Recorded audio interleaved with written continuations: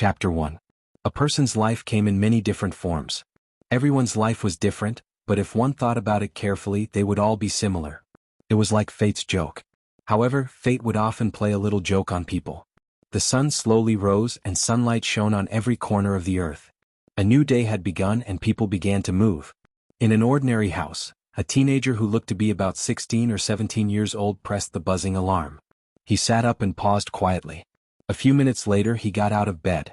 He first washed up and quickly made breakfast. After finishing breakfast he packed his bag, put on his school uniform, took the key, locked the door and left. The teenager's name was Wuming. Because he was an orphan, he was picked up by the director of an orphanage who did not know how to give names. Coincidentally, the director's surname was Wu, so he was given such a strange name. However, Wuming was not famous when he was young, but in the process of growing up, Wuming became a problematic child. Fortunately, there was a decent director of an orphanage who took him in and taught him. Other than being a little mischievous, Wuming could be considered a normal person. The director of the orphanage was a lonely old man. When he adopted Wuming, he was 70 years old. He let Wuming go to school before he was old enough to go to school. Until now, Wuming was 16 years old and was in his third year of high school. However, not long ago the director of the orphanage passed away at the age of 86. Wuming did not cry when the director passed away. Many people were surprised by this, but in reality this was not the case. Before the director passed away, he had spent some time alone with Wuming. People thought that this was to give him his last inheritance. The director did indeed give Wuming something, a jade pendant amulet. However, most importantly, the director said to him, "I know that your heart is not bad. I cannot give you fatherly or motherly love, but you are a strong child. No matter what path you take in the future, I hope that you will not forget your own heart. Don't cry for me after I leave." Due to the old principal's teachings and his own reasons, Wuming's heart was tougher and stronger than the average person. Because of this toughness, Wuming did not cry. However, if one were to observe closely, they would notice that after the old principal's death, Wuming's entire personality was exceptionally gloomy, just like an injured beast. Due to the upcoming college entrance examination, Wuming's gloominess had almost disappeared. A year ago, the old dean had said that he wanted to see Wuming get into a good university. The old dean did not have the chance, but Wuming still remembered that the college entrance examination was in a week's time. However, Wuming's heart did not waver. To be precise, it was because Wuming was too smart. When Wuming was first picked up by the old principal, the number of times he cried and threw tantrums was obviously much less than other children his age. No, it was terrifyingly little. During the period when Wuming was growing up, the old principal had discovered Wuming's talent when Wuming was 3 years old. The old principal had bought some preschool education books, and in just a year, the old principal had discovered that Wuming's knowledge was comparable to that of a second-grade elementary school student. Therefore, the old principal had used some legal means to send little Wuming to a local primary school. He had even specifically instructed little Wuming not to appear too smart. Because little Wuming was a problematic child, although little Wuming was always first in his exams and did not appear on the news, he was still known as a problematic child prodigy by the locals. Time flew by in the blink of an eye. The college entrance examination was over, and the results were out. Wuming was undoubtedly the top scorer in the college entrance examination. Just like that, on the day little Wuming received his acceptance letter, he packed his luggage and boarded the train to the capital. However, when the train arrived at the station, no one noticed that there was actually one less person on the train. In a dark tunnel filled with dazzling starlight, a young man was slowly floating in an unknown direction. Wuming opened his eyes and looked at the space-time tunnel that was filled with flowing light. His eyes were filled with curiosity and excitement. After a while, a low moan sounded. "Am I not human?" Wuming said indifferently. "That's right." Wuming was actually not human but a creature born from the roots, the root dragon. In fact, the jade amulet that the old principal had given Wuming on the day of his death contained a scale. This scale was the key to unlocking Wuming's identity. This key conveyed information to Wuming in the form of dreams when he slept at night. In the dark vortex, a faint light was scooped up by a great power. After signing a contract, it was sent to another world. After that, the light turned into a baby and floated in front of the old principal's door. The child held a pale golden scale in his hand. When the old principal picked up the child and touched the scale, the old principal received the message of Wuming's birth stored in the scale. As a modern atheist, the scene just now had a considerable impact on the old principal. However, this did not affect the old principal's decision to take in Wuming. After taking in Wuming for some time, he realized that the scale seemed to receive the message no matter who touched it. Therefore, the old principal learned the technique of making amulets and wrapped the dragon scale in artificial jade to make it into an amulet. It was also because he knew about Wuming's identity that the old principal did not express any opinion about Wuming's inhuman talent. He even specifically reminded Wuming not to appear too smart. Although Wuming did not like to talk and did not have many facial expressions, this did not mean that Wuming had a personality flaw. Well, it was just a little. This was the price of being born from the roots in exchange for unparalleled talent. Wuming knew that as a higher and more mysterious being, he could not live in a world without any mysteries. In the end, Wuming decided to leave the world that raised him. And the way to leave was through Wuming's contract with a greater power. Simply speaking, Wuming had signed a contract with the restraining power of the M-shaped moon world. However, this was not the case. Wuming was still connected to the roots. This root was not the same as the one that was connected to Wuming was the common root of all worlds, known as the greater root. The root of the M-shaped moon world was merely a lower product of the greater root, known as the lesser root. If not for an accident, Wuming should have been an origin dragon born in the greater root, but he was born in the M-shaped moon world's root. This way, the restraining power of the M-shaped moon world could be said to have picked up a bargain. For Wuming, whether he was born in the greater root or the lesser root, the nature was the same. This was because the greater and lesser roots originated from the same root, so it would not affect Wuming himself. If there was an effect, it would be that the birthplace was different. Now, Wuming was heading towards the M-shaped moon world, which was the world he was born in. Because he was not familiar with the space-time tunnel, Wuming lightly touched a bright spot on the tunnel wall. Instantly, Wuming disappeared. Chapter 2.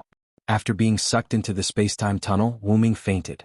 When he woke up, he found himself lying on the ground, but that wasn't the problem. The problem was that Wuming was shocked when he saw the sky. The sky was gray, just like the kingdom of the dead, Wuming said slowly.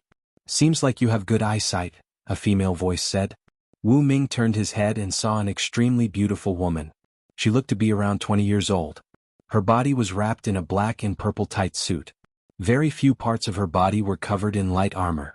Her purple hair reached her waist and swayed in the wind. She slowly walked towards Wuming step by step. You're clearly a living person, yet you've entered the country of shadows. Seriously. As if she had noticed something amiss, her purple eyes focused and looked carefully. Smiling, she said, "So that's how it is. An origin dragon? It seems that even the heavens are helping me. May I ask where this is? And who are you?" Out of caution, Wuming was very polite, but he didn't let his guard down just because the other party was a woman. "Yes, although she's very beautiful." "Oh, you seem to have accidentally barged in. Origin dragon, don't you know me?" she said. Seems like she's a big shot, Wuming thought. "I'm sorry, I really don't know how I got in and I don't know who you are. Then from today onwards you are my first disciple. I am Skaha, the queen of the demonic realm, the gatekeeper of the kingdom of the dead." Skadak. Wuming was shocked.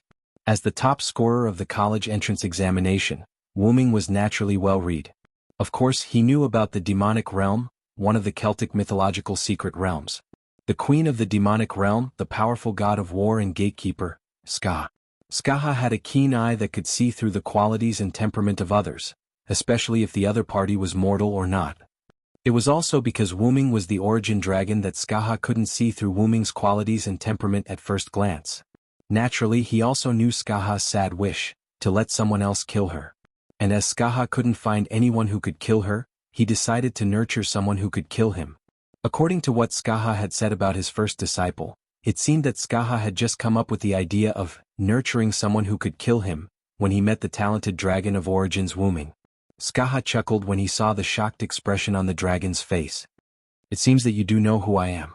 So, are you willing to be my disciple, weak origin dragon?" "Yes, I'm willing, master," Wuming agreed after thinking for a while. Wuming urgently needed an opportunity to become stronger, and now that there was an opportunity to become stronger in front of him, how could he let it go? Wuming wasn't angry at being called weak. In fact, it was the truth. He was born not long ago, less than 20 years old, and was very weak. He couldn't even perform the most basic of root dragon abilities. He could only transform into human form with the help of suppression. All in all, he was quite weak now. This was also the reason why Wu Ming decided to leave that mysterious world. The greater the danger, the greater the opportunity. In that world, as the Dragon of Origins, Wu Ming couldn't gain any strength.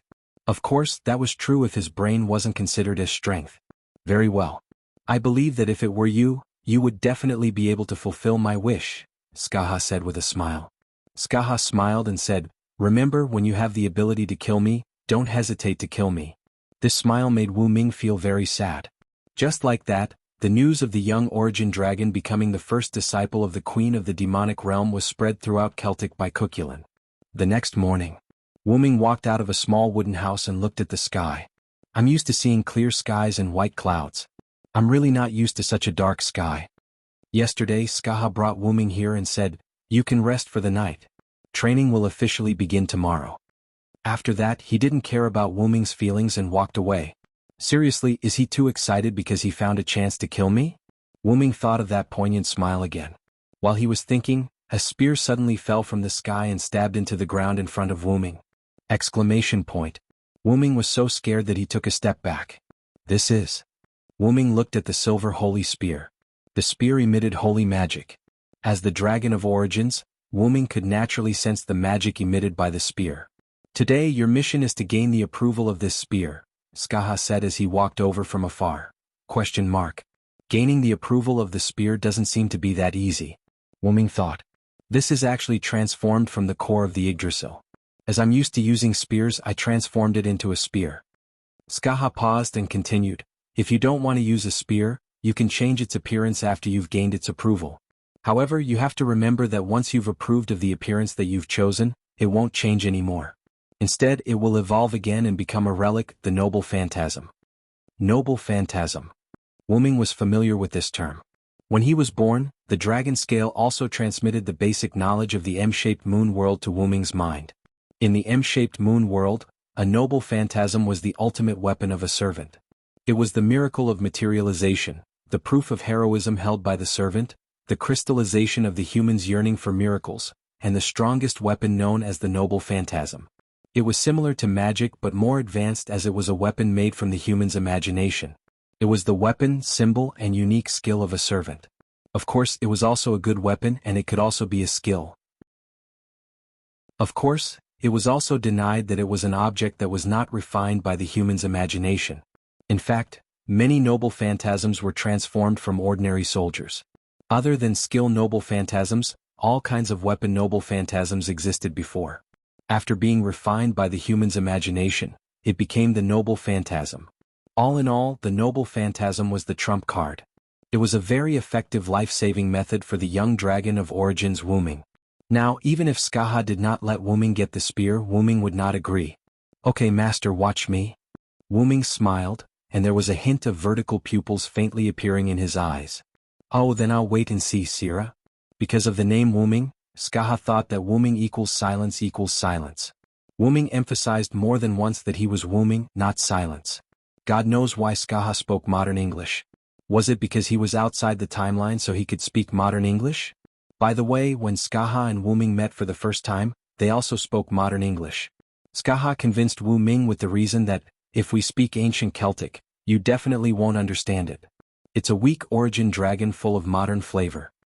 Wu Ming took a deep breath and exhaled. He walked forward, held the spear with both hands and closed his eyes. At that moment, there was only one thought in his mind, the path of the strong, I'm coming. Just like that, Wu Ming began to practice. Chapter 3. In the magical realm the sky was still dark, giving people an indescribable feeling. In the silent forest it gave people a sense of oppression. Suddenly there was a rustling sound. Then came the roar of a beast. However, this voice sounded like the desperate cry of a beast on the brink of death. Plop. The corpse of a 5-meter-tall black tiger fell to the ground. A young man stood in front of the tiger's corpse. He brandished his spear and carried it on his back. Phew. I finally completed the task given to master.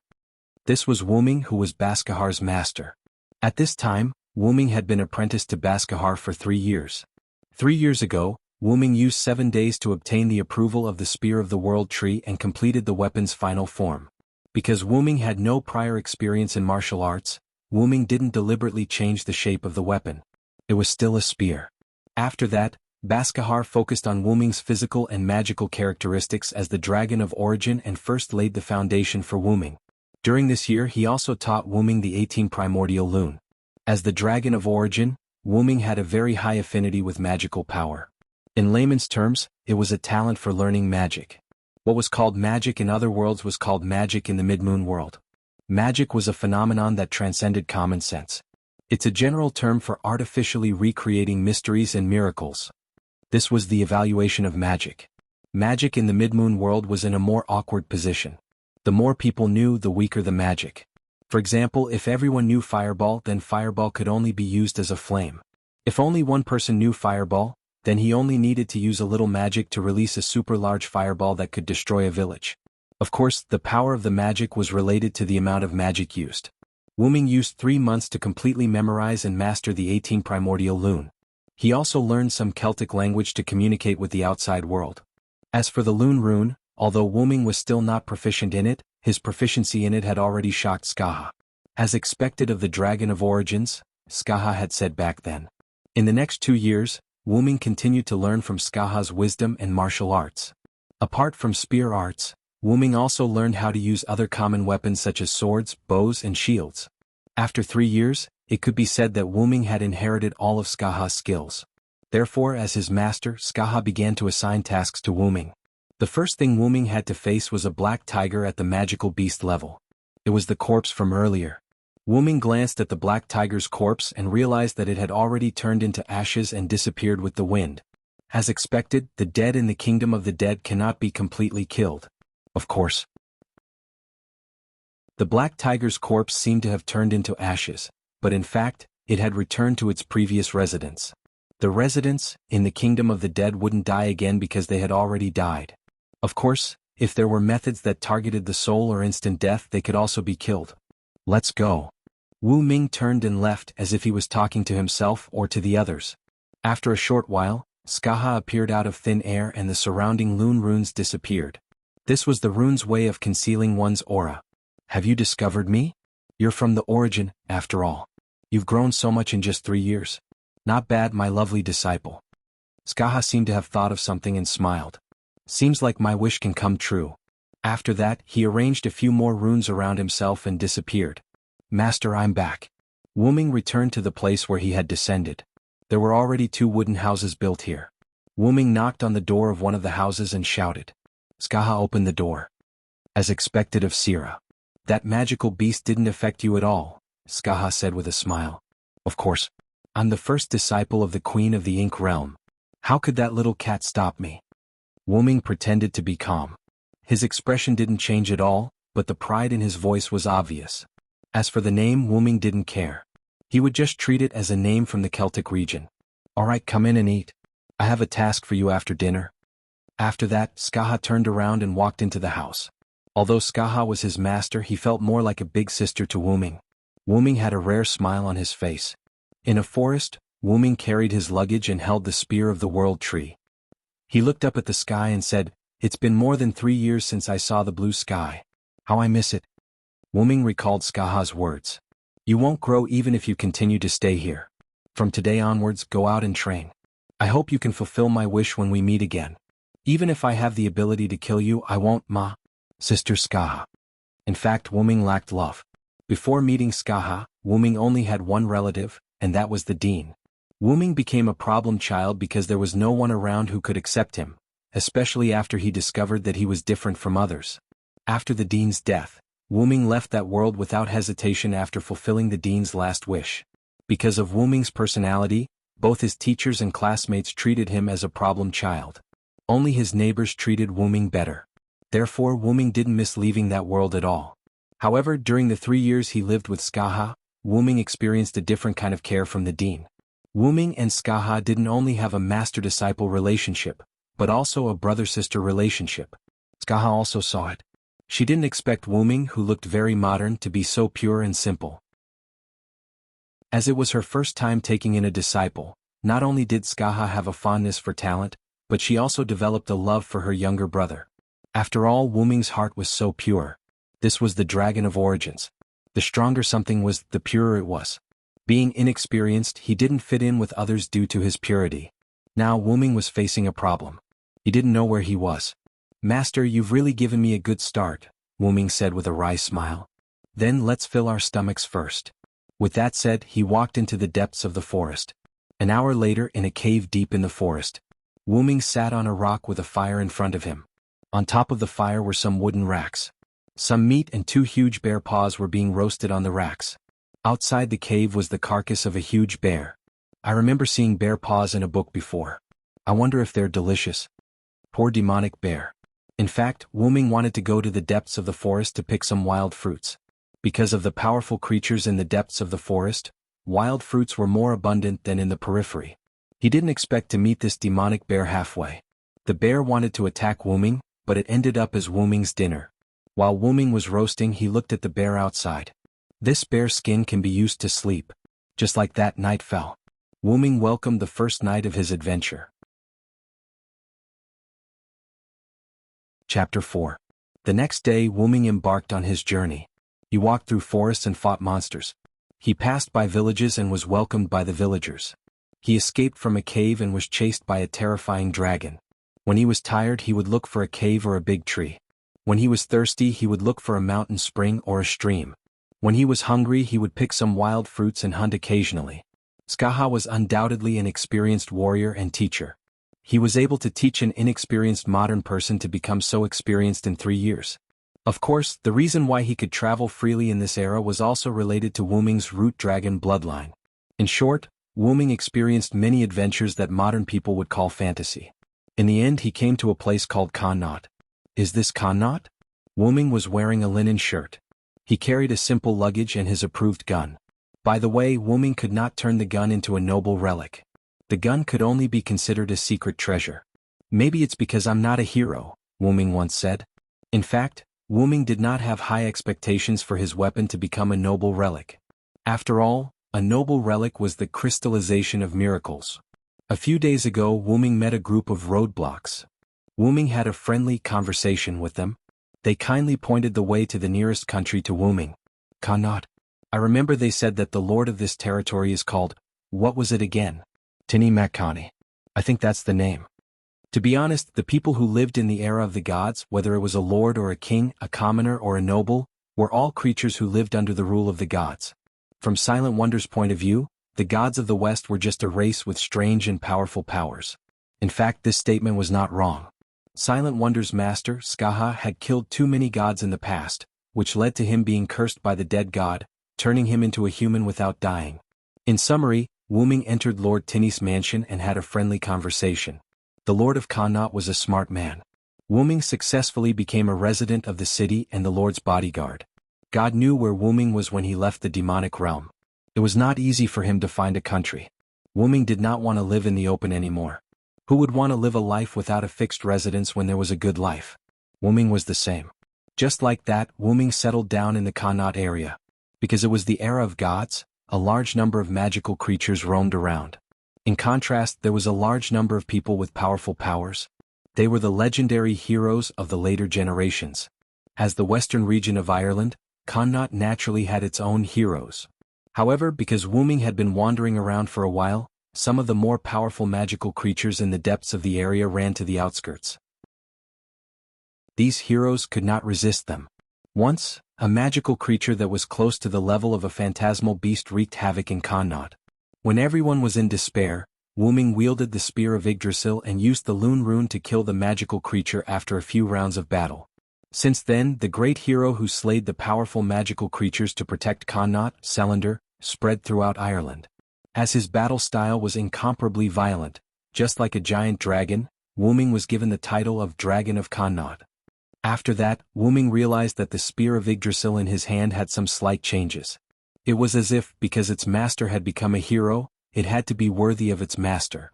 It gave Wu-Ming the feeling that it was going to evolve into a treasure artifact.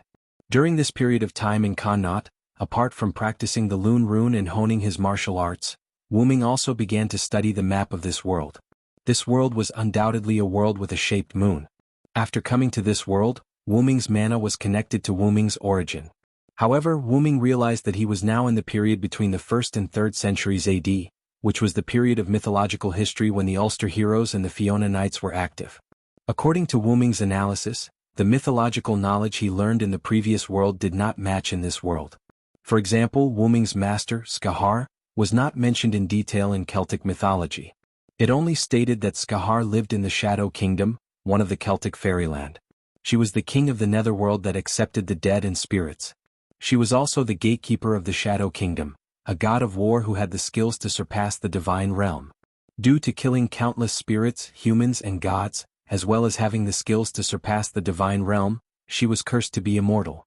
In the 3 years that he spent with Skahar, Wuming realized that Skahar was a gentle big sister next door when she was not training him. When she was training, she was an extraordinary queen.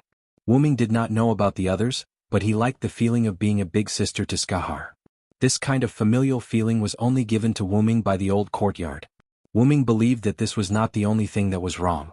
Therefore he decided to leave Connaught and investigate the other regions. Just as Wuming decided to leave, the Lord of Connaught suddenly received a message from the King of Ireland.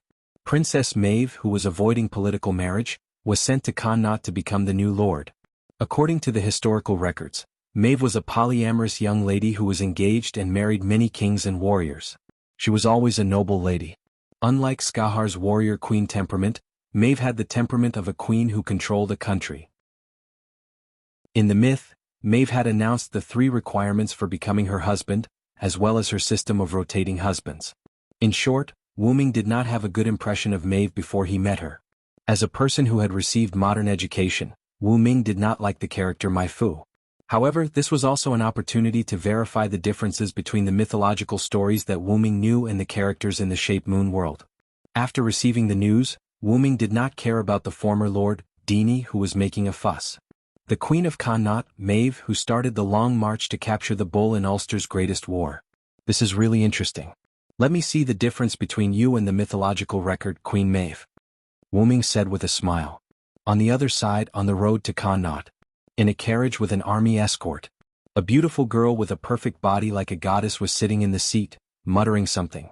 Sira, the dragon of Connaught, ah, what a powerful and handsome name, and Maeve, the queen of Connaught, humph, here I come, my little sigh.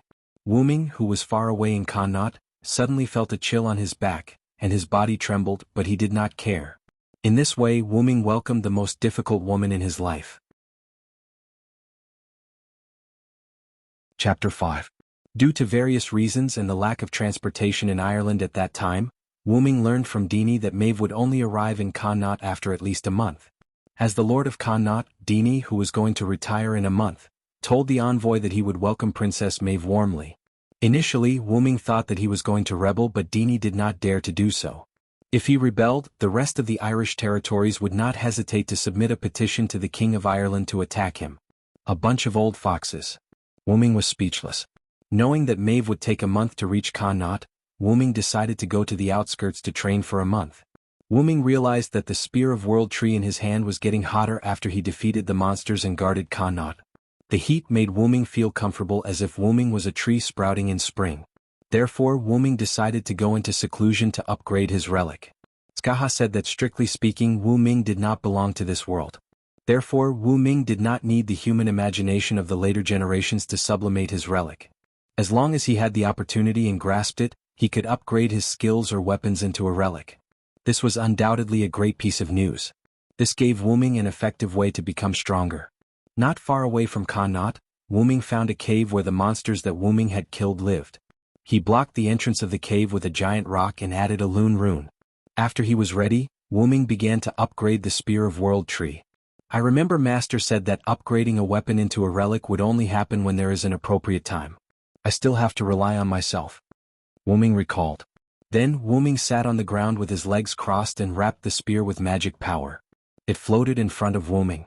Just like that, in the dark cave, Wuming began to upgrade his first relic. Half a month later. Rumble. A mountain in the outskirts of Connaught was shaking as if there was an earthquake. It was accompanied by a thunderous sound. There was a giant rock at the foot of the mountain. There were cracks on the rock, and a touch of green could be vaguely seen through the cracks. Crack. Crack.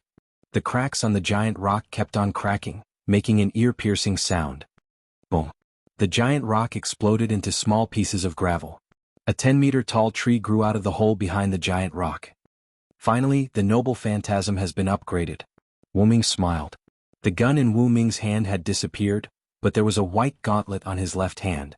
The front part of the gauntlet extended out a tree branch, and the end of the branch was the towering tree. Yggdrasil of Yggdrasil, Yggdrasil, Yggdrasil, Egan, Yggdrasil, Yggdrasil, Yggdrasil, Yggdrasil. Yggdrasil, Yggdrasil, Yggdrasil's real name was to reproduce the growth of the Yggdrasil. The length and direction of growth would be determined by the amount of magical power provided by the master. When Wu Ming broke the giant rock, he only used a little bit of magical power. Yggdrasil had grown so long. If he were to evaluate Yggdrasil with a relic level, Wu Ming estimated that it would be at least an A++ relic. Wu Ming cut the branch between the arm and the tree. The arm turned into a silver-white holy spear in a flash of light. Yggdrasil had some white mysterious runes all over the body of the spear. The tip of the spear became even brighter. After Wu Ming performed a set of spear skills, he put the spear behind his back and looked up at the sky. Caw-caw. A bird-shaped demonic beast with a fleshy crown on its head was circling in the sky, making a strange sound from time to time. Hey you rascal, I'm in a good mood today and wanted to let you go. I didn't expect you to have designs on me. Wu Ming stuck out his tongue and licked the corner of his mouth. His pupils vaguely looked like red vertical slits. Caw-caw. The demonic beast seemed to have heard what Wu Ming said. It circled in the sky a few times and then swooped down towards Wu Ming. Great, I'll use you as a sacrifice today. Wu Ming's expression became unruly. When the bird-shaped demonic beast was close to Wu Ming flew up and stabbed the holy spear in his hand like a poisonous snake. Caw. The bird-shaped demonic beast circled in the sky and kept swinging its body. Wu Ming stabbed the holy spear into the back of the bird-shaped demonic beast and grinned. Caw-caw. The bird-shaped demonic beast swung its body and flew away. On the main road not far from Connaught, a group of soldiers was hurrying along. The soldiers surrounded a carriage in the middle, as if protecting the important person in the carriage. A person who looked like a captain stood in front of the carriage and said to the carriage, "Your Highness, we will reach Connaught in half a day." "Is that so? Can we still speed up?" An extremely charming voice came from the carriage. "Your Highness, the soldiers have sped up their march according to your instructions and are nearing Connaught half a month in advance. The soldiers are already exhausted. Please allow me to request for a temporary stop to rest," the captain pleaded. "All right, then let the soldiers rest for a while. Anyway, this little bit of time won't make a difference." The charming voice in the carriage sounded again. "Yes, Your Highness." The captain obeyed. Thus, the entire group rested on the empty ground beside the main road. Not long after, a series of strange roars were heard. Caw-caw-caw. It was a flying demonic beast with two fleshy crowns on its head. It stopped roaring as if it was running away from something. Looking at its body, one of its wings was broken, and there were some blood stains on it. It could only fly less than 3 meters above the ground. A demonic beast is attacking. Protect the princess.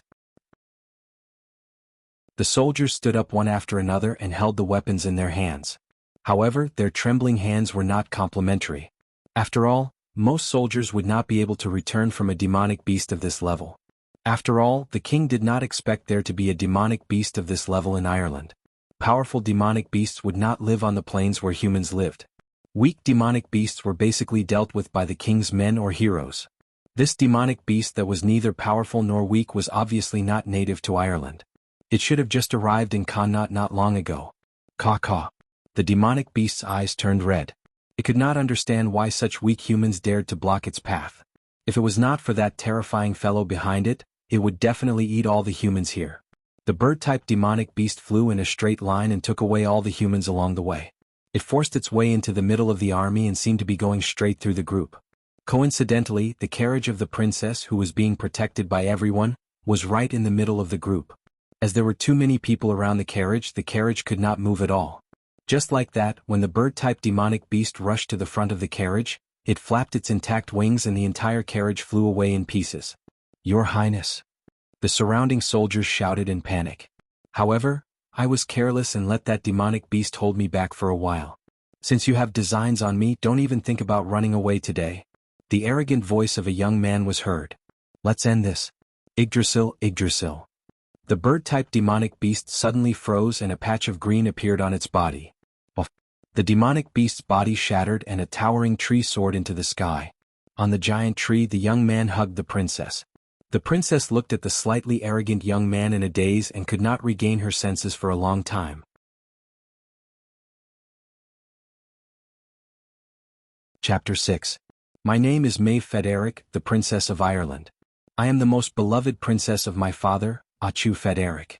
Since I was young, I have heard people saying that I am unruly. But I am talented. So what if I am unruly? If I become the queen of this country, I will definitely lead this country to prosperity and end this internal division. Now that the country is in an unstable state, my father decided to choose a few of his daughters from the 6 of us to marry lords who can stabilize the country. Ah, my pitiful father, do you really think that this method of marriage will work? To these nobles who only pay lip service, this is like giving them a windfall. Besides, I don't want to marry those lords who are old enough to be my grandfather. Thus, when I was married off by my father, I used my intelligence to escape. I returned to the royal palace to meet my father. My father knows my temper and my intelligence. Thus, he sent my other sister to marry that noble. My father thought that if she were to marry elsewhere, it would be the same result. In addition, my father dotes on me. In the end, my father decided to bestow me a territory, Connaught. He also allowed me to find my own husband. That is great. This way, I will be the queen of Connaught. I believe that under my wise leadership, the people of my territory will be happier. Also, I don't want to find my own husband. Those stinky men must be coveting my beauty. I must find a great hero who will not covet my beauty to be my husband. Oh right, I heard that a young hero has emerged in the Connaught region. His name is Sira. It is said that the hero wields a silver holy spear. When everyone was in despair, he killed the magical beast that was ravaging Connaught. No one could subdue it. How brave. I heard from others that he has black hair and black eyes. He has an imposing appearance and has a temperament that no ordinary person can have. When he fights, he is unruly. It is said that his eyes can turn into the vertical pupils of a wild beast. He is like a berserk dragon that bites his opponent. Ah, what a beautiful, brave, and violent hero. It must be because the heavens couldn't stand the afternoon anymore, so they sent you to save me. You must be the husband that the heavens chose for me, Maeve. Ah, my adorable little Sai, I'll be right there, right there, right there. You must wait for me in Connaught. Ah, right, since I am afraid that my little Sai will leave Connaught, then I have to speed up. I have to reach there in at least 10 days. I have decided. I will speed up the marching speed of the guards. Speed up, according to the plan, we will only reach Connaught after a month. After half a month, I have only just arrived near the center of Connaught. Signed, these soldiers are really useless. In the future, I must build a strong army myself. Finally, I could see little Sai. I couldn't wait any longer. Just as I was about to give the order to speed up the march, the captain of the guards came to ask me to let the troops rest. Signed, that guard captain actually asked the army to rest. Do you know that you are delaying my time to see little Sai? We have rested many times along the way. In the end, I thought about it and decided to let it go. Seeing that they had escorted me along the way, I will let them rest for a while. After all, I am also a little nervous now, little Sai. Suddenly, the soldiers outside started to panic. Is there a magical beast attacking outside? How could it be? There shouldn't be any magical beasts of this level within the borders of our country. These magical beasts that are neither too strong nor too weak should have been wiped out. I can feel that the magical beasts are getting closer and closer to me. Why am I going to die? I can't accept this. I haven't seen you yet, my little Sai. The carriage was smashed apart. Strange, why didn't I feel any pain? Due to fear, I closed my eyes. However, I could still feel that I was saved by someone. I could feel the warmth of the person who saved me. In a moment of carelessness, I actually allowed that male magical beast to entangle me for a while. You two, husband and wife, can forget about escaping today. Let's end this. Yggdrasil, Yggdrasil. That voice was so unruly. I opened my eyes that I had closed because I was afraid. What did I see? A young man with a slightly unruly expression. He held a silver-white spear in one hand and hugged me in the other. Standing on a huge tree, the sun shone on his face. This is such a sacred scene. He must be Sira. As expected, you are the husband that the heavens have arranged for me. My little Sai.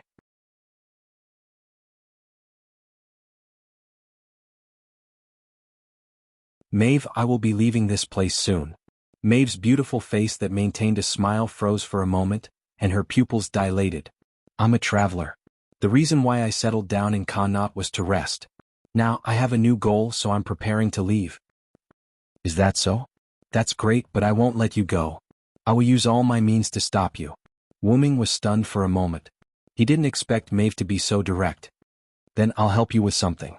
How about letting me go? Maeve smiled as if she heard what she wanted. Deal.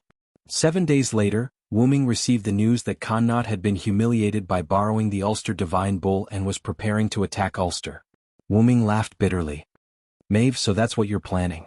This reminded Wu-ming of the long march to steal the bull. In the original novel, Maeve and her chosen husband were competing to see who was wealthier. She wanted to borrow the brown divine bull from the Ulster region. However, because the messenger was drunk and arrogant, he said that he would attack Ulster if he didn't borrow it. This made Cooley, who wanted to borrow the bull, back out. In the end, the war between Connaught and Ulster began. But that was many years later. With Maeve's current reputation and the strength of her soldiers, it was impossible for her to attack Ulster. It was likely that she would lose again and surrender. Therefore, Wu-ming guessed that Maeve would come back to him for help. After winning this war, Wu-ming could leave. Sir Wu-ming, the Overlord is looking for you.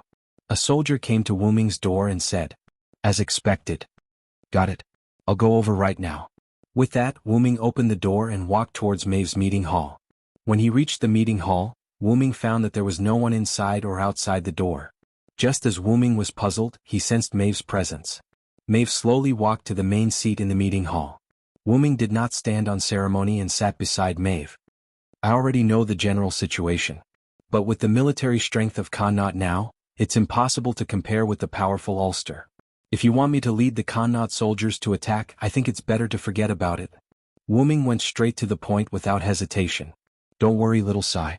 I definitely won't fight an unprepared war. Do you remember the blood I asked you for the other day? Wu-ming recalled the day when Wu-ming and Maeve reached an agreement. Maeve wanted Wu-ming to provide some essence blood. Wu-ming was not worried that Maeve would use some strange magic to control him. Maeve would not do that. She would not be Maeve if she did. What's the use of the blood? Wu-ming asked. Of course it's useful. I have a secret technique that can use a man's essence blood and my presence to quickly produce and nurture powerful warriors. Of course, although it's called production, it's actually the cyborgs produced through my hands and your essence blood. The strength of the cyborgs depends on the strength of the person who provides the essence blood. Therefore, I believe that with the soldiers produced from Little Sai's blood and my magic, our soldiers will definitely be invincible. Maeve said with a smile. Cyborgs? Wu-ming was not against the cyborgs. He was just a little repulsed.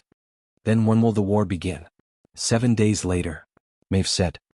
I'm going out to train in the next few days. I'll be there on time. After that, Wu-ming got up and walked out of the door. Okay, little Sai.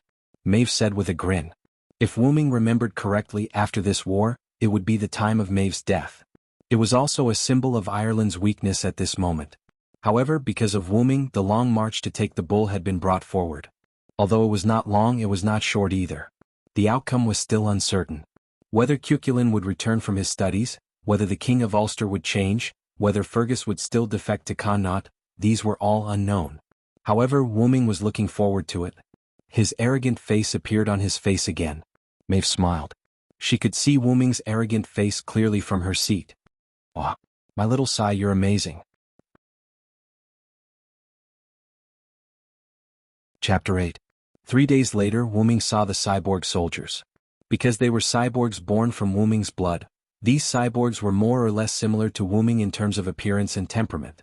Also because they were Wu-ming, the lifespan of these soldiers was much longer than that of ordinary cyborgs. Because Wu-ming and Maeve were leading the troops together, Wu-ming was asked by Maeve to say some motivational words in front of the soldiers. Wu-ming knew that he was not cut out for that, so he simply said a few words and left. Just like that, 4 days passed quickly. The day of war had arrived. The place where the two armies first fought was a plain. In the past it was full of vitality, but today, it was gloomy because of the murderous aura. All troops attack.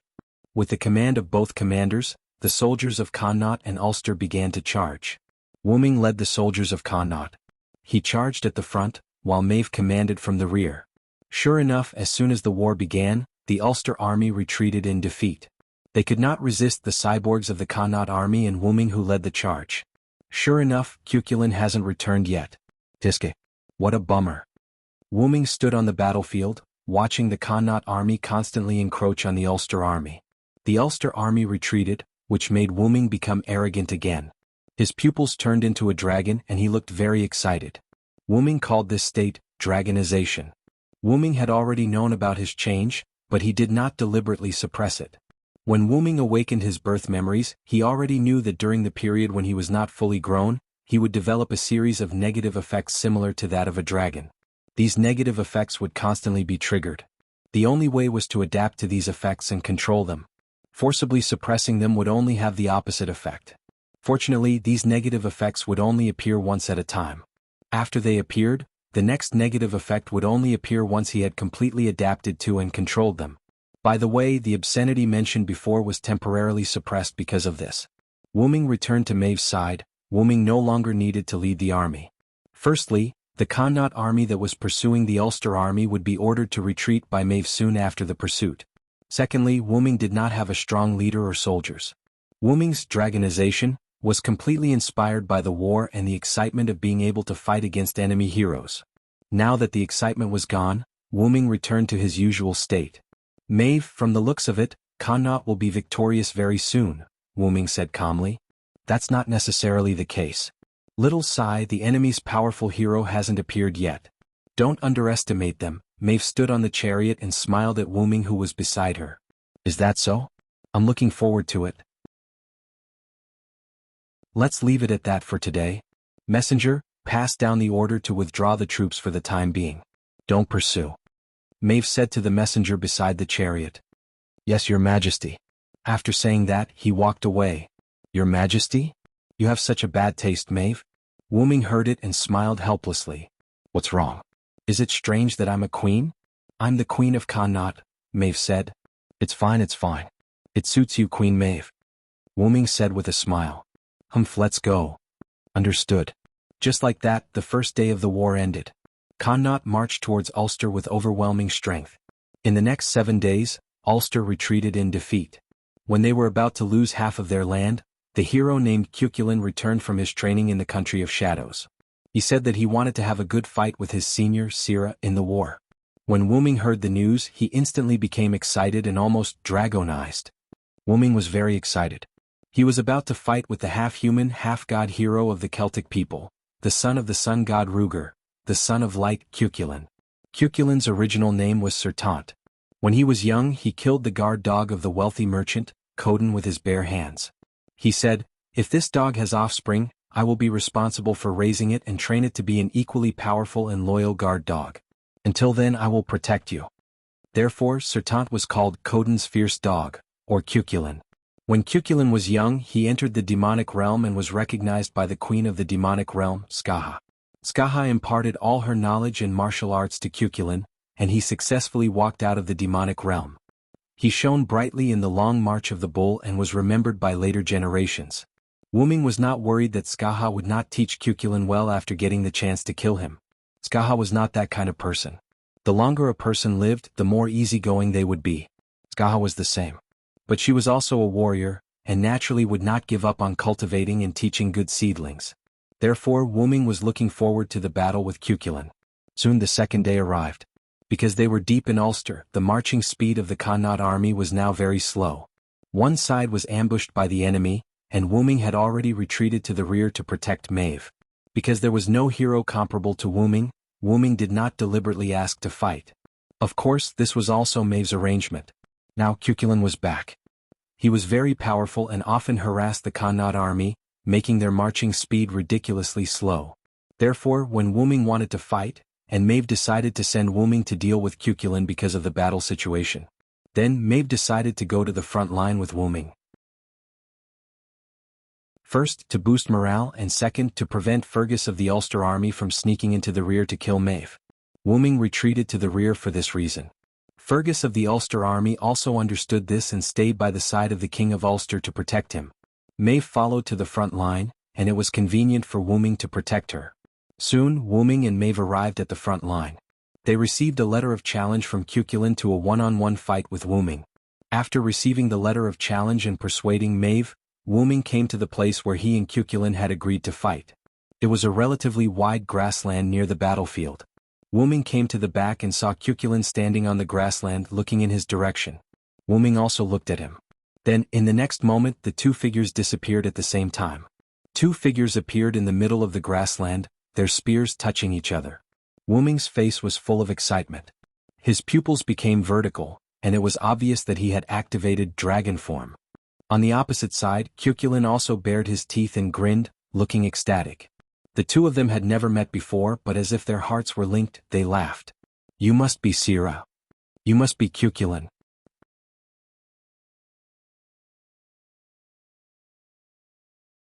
Chapter 9.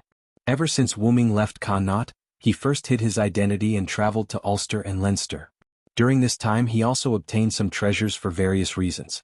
Tools and objects obtained from fighting heroes, treasures, weapons, jewelry, gold coins, etc. When he obtained too many of these treasures, Wu Ming suddenly had an idea. He used some of the quality items to refine a space-type loon rune for himself. Wu Ming spent 7 days to complete the rune. Wu Ming fixed the rune on the wall of his hand and placed all the treasures, tools, jewelry, gold coins, weapons, including Wu Ming's Spear of the World Tree into the rune. If the rune was damaged or disappeared due to external forces, the items within the rune would all scatter out. It wouldn't cause the items to disappear along with the rune. Now Wu Ming was doing his final inspection in Leinster. Wu Ming stood on a cliff by the shore and looked into the distance. As expected, the historical stories recorded in my previous world don't completely match the ones in this world, Wu Ming said calmly. Actually, that wasn't the case. Due to the long history, the accuracy of the historical records was greatly reduced.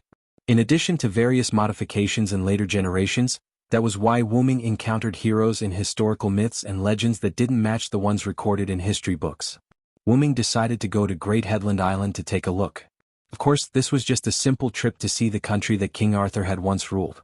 When Wu Ming went on a punitive expedition against a demonic beast, he obtained an old set of armor in its cave. This armor was a full-body suit including the head. Although this armor was old, it was still very sturdy. After Wu Ming inquired about it, he learned about the origin of this armor from an old man in a village. King Arthur's gift **********. This was found by the old man from the inner collar of the armor. The front part meant, King Arthur's gift, but the back part was too worn out to be seen. The old man said that this set of armor was brought by his grandfather from Great Britain. He originally wanted to sell it to a blacksmith in the big city, but who would have thought that the old man's grandfather would never return? When he heard that this set of armor was found in the cave of the magical beast that Wu Ming had defeated, the old man didn't say anything and just kept sighing. The old man gestured for Wu Ming to take this thing away as if to the old man, it was a disaster. What interested Wu Ming more was that this set of armor could be worn by Wu Ming and fit him perfectly. Wu Ming, after cleaning the armor, put it on. Because of this, Wu Ming decided to go on a trip to Great Headland Island. Because it was a long time ago, the technology wasn't advanced. Wu Ming found a ship that could go to Great Headland Island a few days later. After Wu Ming paid some gold coins, the captain said that there was no problem at all. After a long journey that took half a month, Wu Ming finally set foot on Great Headland Island. His current location was the southernmost part of Great Headland Island, Wales. Because most of the west side of Great Headland Island was mountainous, Wu Ming's ship was headed to the southern part of England where there were more plains and more cities. Coincidentally, the legendary capital of King Arthur, Camelot, was in the southwest of Wales, not far from where Wu Ming landed. At night, Wu Ming arrived at the palace. Hearing that this was a palace that was transformed from King Arthur's palace, Wu Ming wanted to enter the palace library to see if there was any reliable information. As soon as he entered the palace, Wu Ming realized that there were many powerful knights. Wu Ming could defeat them, but Wu Ming would have to put in some effort. Because of Skaha, Wu Ming's various skills could be said to be at a higher level. Of course, in the eyes of those experts, Wu Ming was just showing off his slight skill in front of an expert. Therefore Wu Ming's stealth skill came in handy here. Wu Ming seriously suspected that if he turned into a heroic spirit, he might be able to adapt to all 7 ordinary classes. As for those legendary adjudicators and avengers, Wu Ming didn't want to think about them. Outside the study, Wu Ming drew a few runes. After a wave of spatial fluctuations, Wu Ming entered the study. I have to say, the royal library is really big. Wu Ming specifically went to look for books that looked particularly old. Wu Ming summoned the light loon, and a ball of light appeared beside him. Wu Ming used the light of the ball of light to read the books. 7 days later, Wu Ming put down the book in his hand and let out a long sigh. Phew. Sure enough, reading is the most enjoyable. Wu Ming read for 7 days in a row. When he was hungry, he would take out the prepared food from the spatial runes. As a warrior, reading books was not tiring. Besides, as someone who was addicted to the sea of books, he wouldn't feel tired. It's almost time to go. I've almost finished reading all the information I wanted. Wu-Ming only read about some things that happened after King Arthur was destroyed. Wu-Ming found that in general, the King Arthur of this world was similar to the King Arthur that he knew. However, the King Arthur of this world had an additional knight that seemed unimportant, but was actually very important. Before King Arthur became king, he was asked by the previous king, King Uther, to assist King Arthur together with Mage Merlin. After King Arthur became the queen, he began to assist King Arthur. He was a knight and a mage. He often discussed the mysteries of spells with Wizard Merlin, and he often fought valiantly on the battlefield to help King Arthur devise strategies. He had a good relationship with all the knights, especially the rebellious knight Mordred. After the kingdom was stabilized, he left Camelot and began a new round of travel. Although in this world, Queen Guinevere did not fall in love with the first knight Lancelot, Lancelot still fell in love with the queen. When he was discovered, he ran away. This was the beginning of the end of King Arthur. Later, under the pressure of the people, King Arthur went to France to take Lancelot in. The rebellious knight Mordred took advantage of this opportunity to rebel. In the end, King Arthur was severely injured in the Battle of Camelot. Strangely, Wu-Ming found the composition of a magic circle in an ancient book. It was written in the first Lune rune. What is going on? Why is there a Lune rune? Wu-Ming could not figure it out. In the end, Wu-Ming laid out the pattern of a magic circle. I happen to have the tools that make up the magic circle. Things are getting weirder and weirder. But let's see what's going on. Wu-Ming injected his mana into the circle. The circle was activated, and a white light enveloped Wu-Ming. Wu-Ming did not even have time to react before he disappeared along with the circle. All that was left was a book that slowly turned to dust in the wind.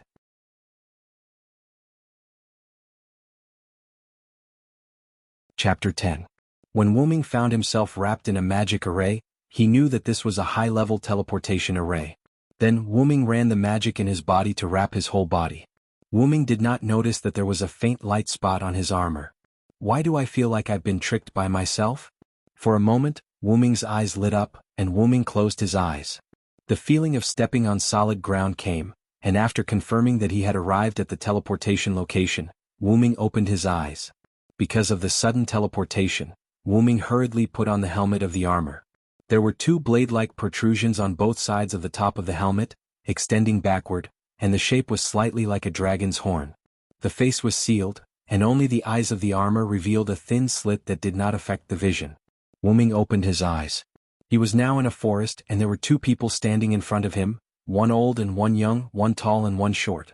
The former was tall, with a slight king's temperament, and his body looked very strong, but Wu-Ming still found that the old man's breath was not enough, and it was obvious that he would not live for long.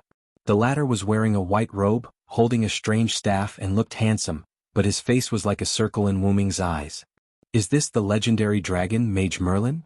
The old man obviously decided to find it strange.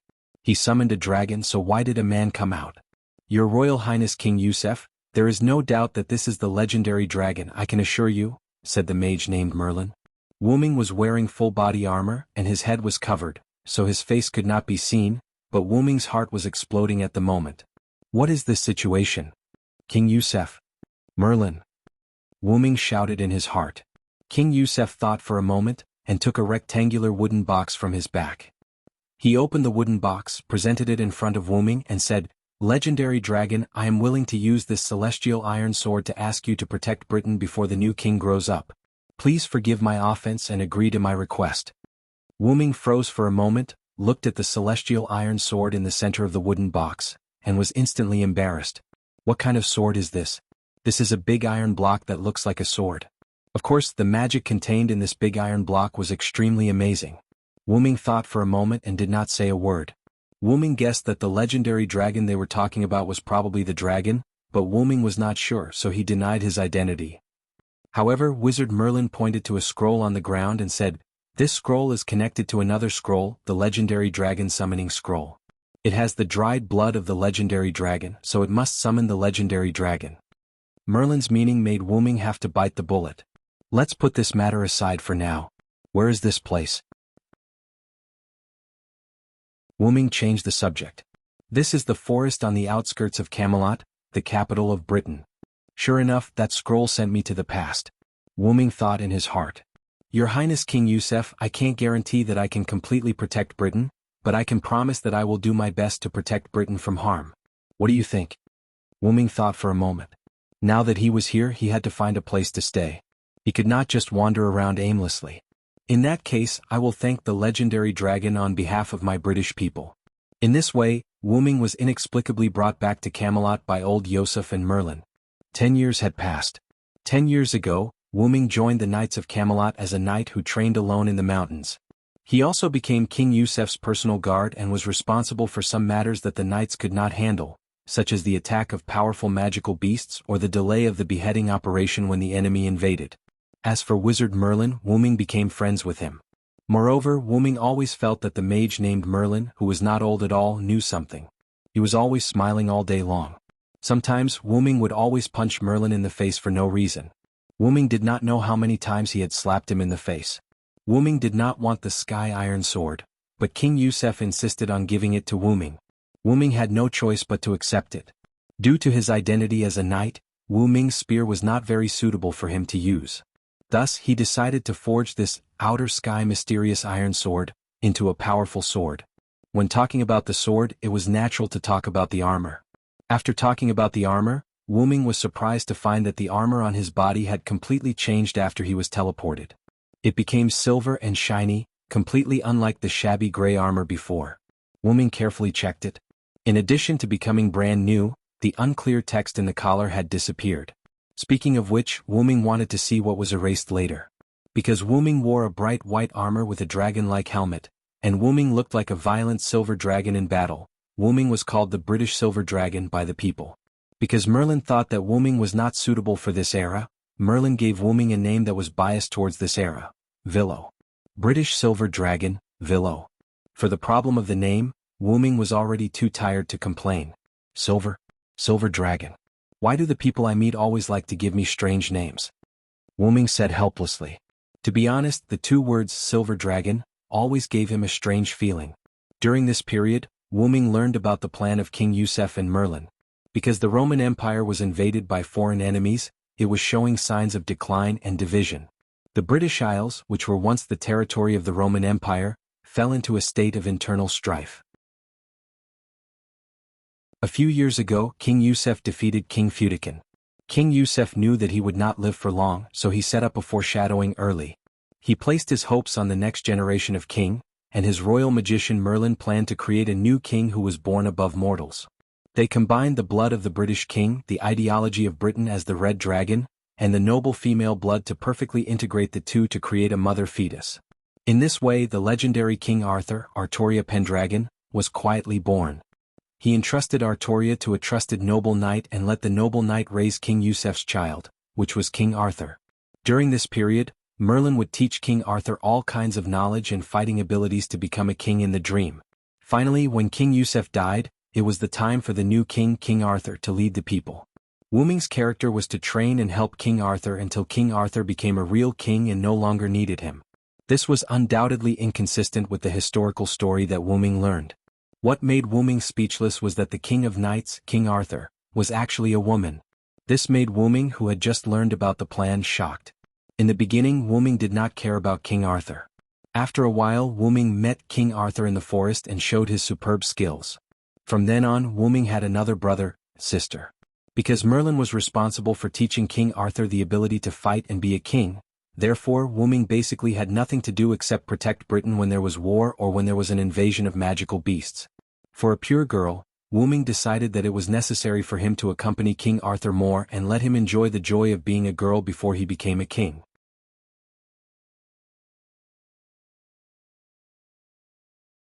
Chapter 11. In a forest, a young man-girl, with a slightly neutral appearance, was training his thin and small body in the forest. Leah, the teenager girl, stumbled and almost fell. "Please don't call me that, Vi," the teenager girl said with a slightly red face. Leah, you've grown up. The little girl who used to follow me and call me brother has grown up." Wu Ming appeared behind Leah with a strange voice.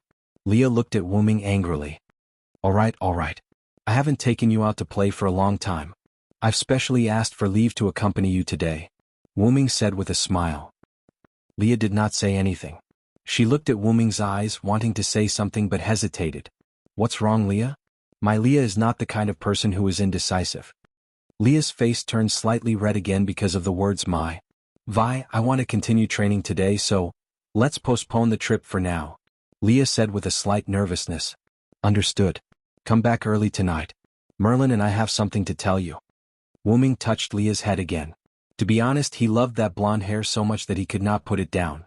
Got it? Also, don't touch my head, Leah said with a red face. Ever since Leah was chosen by the British Silver Dragon, Leah moved out of her original home and lived in Wiz's house. Of course, this was Wu Ming's request. To put it nicely, it was to nurture an excellent knight. After saying goodbye to Leah, Wu Ming began to move northwest of Camelot. Finally, he walked to a mountain wall. Wu Ming raised his hand and drew a few runes in the air. The mountain wall in front of him rippled and revealed the entrance of a cave. Wu Ming walked in without hesitation. I wonder how the sword is being forged. Is Merlin reliable? Wu Ming said as he walked. I'm so sad, Vi. Are you that pessimistic? A charming male voice was heard. Because it was dark in the cave, the person's face could not be seen clearly. My fists are thirsty. Wu Ming raised his armored arm. Wait, don't slap my face for no reason. The man's voice was flustered and panicked. I'm kidding. Why are you so nervous, Merlin? Wu Ming said with a smile and lowered his fist. You mischievous fellow. Do you think I won't tell Leah your true colors? A young man wearing a white robe and a wooden staff walked out of the shadows. This person was the great wizard Merlin who had summoned Wu Ming 10 years ago. She trusts me more than you, Mage Merlin. Wu Ming kept walking into the cave. Forget it. You go take a look at the sword first. It's a crucial moment. Wu Ming and Merlin walked to the end of the cave. What greeted their eyes was a tall earthen furnace. There was a circular opening in the middle of the furnace, and one could see the interior of the furnace from the outside. Golden flames were burning in the furnace, and a bright silver sword was floating above the flames. Because it was burning, the bright silver sword was still moving like a sword-shaped liquid metal. Wu Ming bit his middle finger and immediately extended his hand into the furnace, placing his finger on the sword. Golden blood flowed onto the sword like water, wheezing and wheezing. After absorbing Wu Ming's blood, the sword shone even more brightly. The excess blood flowed from the sword into the flames, causing the flames to burn even more vigorously. Even Merlin, who was watching from afar, felt a pang of pain. I really don't know what you're thinking. If you want to use blood, just use it. Why use so much? Merlin shuddered. You still have the nerve to say that. You say that blood is a rare treasure, and that you add some to Leah's food every time you cook. It's for her after all. That's fine, but you want to use my blood to grow vegetables? Do you know how much blood I've lost? You despicable gardener. Wu Ming glared at Merlin. Merlin did not mind and said with a smile, Oh, isn't this all for Britain? Ah. Is it? I can't be bothered with you. Wu Ming focused on letting out the blood. After a while, Wu Ming's face turned pale, and his middle finger stopped bleeding. Wu Ming withdrew his hand and looked at the sword in the furnace quietly. Merlin did the same and looked at the sword in the furnace quietly. Suddenly, the flames in the furnace began to burn fiercely, and the sword in the furnace began to absorb the flames wildly. Whoosh! The flames burned fiercely. After a while, the flames were completely absorbed by the sword in the furnace. The originally bright silver sword became even more dazzling. The corners of Wu Ming's mouth curled up, and he stretched out his hand. The sword floated into Wu Ming's hand by itself. Wu Ming looked at the sword that was connected to his blood and could not help but praise, as expected of the sacred sword of Meteor. Congratulations, Wu Ming, Merlin said from the side, and this time he used Wu Ming's real name. This is all thanks to you, Merlin. I express my gratitude to you here. Wu Ming bowed to Merlin. Ah. I didn't expect that there would be a day when you would bow to me. Ha ha ha. Merlin seemed to have seen something incredible, and he laughed while holding his stomach. By the way, I'm going to retreat for a while. During this time I'll leave Britain and Leah to you. Wu Ming did not care about Merlin's laughter and said calmly. He decided to start turning this sword into his own noble artifact now. It's so sudden. I have no problem, but it's hard to explain to Leah. Merlin also stopped laughing, and now was the time to talk business. I'll tell Leah to go home early today, and then you can tell her that I'm going out to fight monsters. Also, today is the time to tell Leah about her background. I do the bad things and the good things always come to you. It can't be helped, I'm just a mage. Merlin laughed evilly. Don't give me that. You're the British sword saint. Others may not know about it, but I do. Wu Ming looked at Merlin helplessly. Although Wu Ming practiced his spear skills every day, he basically did not use a spear in the past 10 years, and had been using mass-produced knights. Although Wu Ming and Skahar majored in spear skills, Skahar was also a master of other weapons. There was once when Merlin saw Wu Ming practicing his swordsmanship and gave him some pointers. Unexpectedly, after being stunned for a moment, Wu Ming suddenly swung his sword at Merlin, and scared him so much that he blocked it with his staff. Only then did Wu Ming realize that Merlin's swordsmanship was very strong. After that, Wu Ming half-jokingly called Merlin the British sword saint. Don't talk nonsense, I'm not worthy of being called the British sword saint. Merlin said that he could not afford to be called the British sword saint, but he still showed a proud smile on his face. Alright, stop talking nonsense. Let's go, and remember to seal the entrance of the cave when we reach it. Wu Ming waved his hand, indicating that he wanted to go into seclusion there. Come out as soon as possible, King Yusef can't hold on for much longer. I'll tell Lia about her background tonight. After saying that, Merlin turned around and left. Phew. Wu Ming took a deep breath and sat in front of the furnace with his back against it. Although the flames in the furnace had disappeared, the residual heat was still there. With Wu Ming's blood as the fuel, the residual heat of the flames could last for a long time. At this point, Wu Ming began to upgrade the sword's noble phantasm. Wu Ming had a premonition that the relic would be upgraded very quickly this time.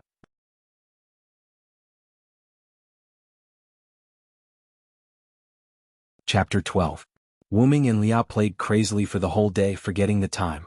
When they came back to their senses, it was already sunset. Let's go, Lia. I'll personally cook today and make you a delicious meal. Wu Ming held Lia's hand and said with a smile. Well, I'm looking forward to it, Vi. Lia smiled brightly like a gorgeous lily. Wu Ming was stunned. It seems that Lia is really tired these days. It's been a long time since I saw Lia smile like this. After returning home, Wu Ming made a sumptuous dinner for Lia under Merlin's resentful gaze. After eating with Lia asked to practice her swordsmanship and went to the backyard of the house. Wu Ming asked Merlin as he cleaned up the dishes. What's going on with King Yusef? Did he ask you to do this? Although it was a question, Wu Ming used an affirmative tone. Merlin sat on the wooden chair in front of the dining table and said without changing his expression, Yes. Of course, King Yusef wanted it. When he knew that you had been in seclusion for nearly 3 months and had not come out, he decisively cut off the magic that I set up for him to maintain his life. He used the reason that, since the legendary dragon could not protect my people and my land, then my descendants will protect them, to forcibly cut off the magic, and then he died suddenly. Merlin sighed. It was obvious that King Yusef wanted to do this from the beginning. If it were not for Wu Ming doing a good job these years, King Yusef would have cut off the magic that maintained his life earlier. Wu Ming put the washed dishes in the kitchen and sat opposite Merlin. Since I have made a contract with him, then I have a certain responsibility for his death. I will be responsible for Lia's coronation. Although Wu Ming had lived in modern human society for more than 10 years, it did not mean that he had become like a human. As the great origin dragon, Wu Ming did not want to break his promise. Even if he broke his promise because of an accident, Wu Ming would try his best to make up for it, not to mention that this was not breaking his promise. As expected of the legendary dragon, my dear friend, Wu Ming. In fact, Merlin hated humans. Therefore, for Merlin, Wu Ming, whose bloodline was the origin dragon, was a very good friend. As for the reason why Merlin hated humans, Wu Ming did not know. If Merlin did not say it, he would not ask. As for why Merlin would help King Yusef and teach King Arthur, Wu Ming did not know. When is the sword and the stone sword drawing ceremony? Wu Ming asked. 3 days later. Finally, the new king is going to ascend the throne. This country in the end still has to rely on themselves to save it. Wu Ming sighed. Strictly speaking, Wu Ming and Merlin were not citizens of this country. Merlin had the highest level of magicians, clairvoyance, and he had long seen the destruction of King Arthur's dynasty. Wu Ming, on the other hand, was just a passerby. Wu Ming also knew that King Arthur's dynasty would be destroyed. Wu Ming wanted to stop this tragedy, but history had the power to correct it. Even if Britain was not destroyed in King Arthur's generation, it would be destroyed in the next generation. This generation would be the source of the destruction of the next generation. Wu Ming did not know if he would oppose Merlin in the future. First, Merlin was a trustworthy friend. Second, he was also a powerful wizard and swordsman. Based on these 2 points alone, Wu Ming did not want to fight with him. Merlin was the same. It was not easy to make a close friend. Who would want to fight with a sword? Time passed quickly. 3 days later, in the courtyard where the sword in the stone was located, the sword in the middle was covered by a red cloth. There was a sea of people here and it was unusually crowded. Fortunately, the walls of the courtyard were net-shaped fences that did not obstruct the view. The courtyard was not small, and it could barely accommodate the knights who wanted the sword. Of course, there were people outside the fences. After all, the king's selection ceremony was very important. When everyone arrived, Merlin, who had been wearing the same clothes, appeared. He lifted the red cloth covering the sword in the stone, and the sword in the stone appeared in front of everyone's eyes. It was a very beautiful sword. Compared to a weapon, it was more like an ornament, a sword that the king did not need to fight. However, this sword was far from that simple. The sword was inserted into a square stone. Around the stone were written, "Whoever pulls out this sword and is born here is the king." The sword was also engraved with the inscription, "Only the king can take the sword in the stone." It meant that only the king can pull out the sword in the stone. As the British silver dragon who had the most children after King Yosef, Wu Ming was the first to step forward and pull out the sword. Wu Ming knew that he could pull it out. After all, this sword was enchanted by Merlin. Wu Ming could still pull it out if he wanted to. Because it was just a formality, Wu Ming stepped forward and gently grasped the sword.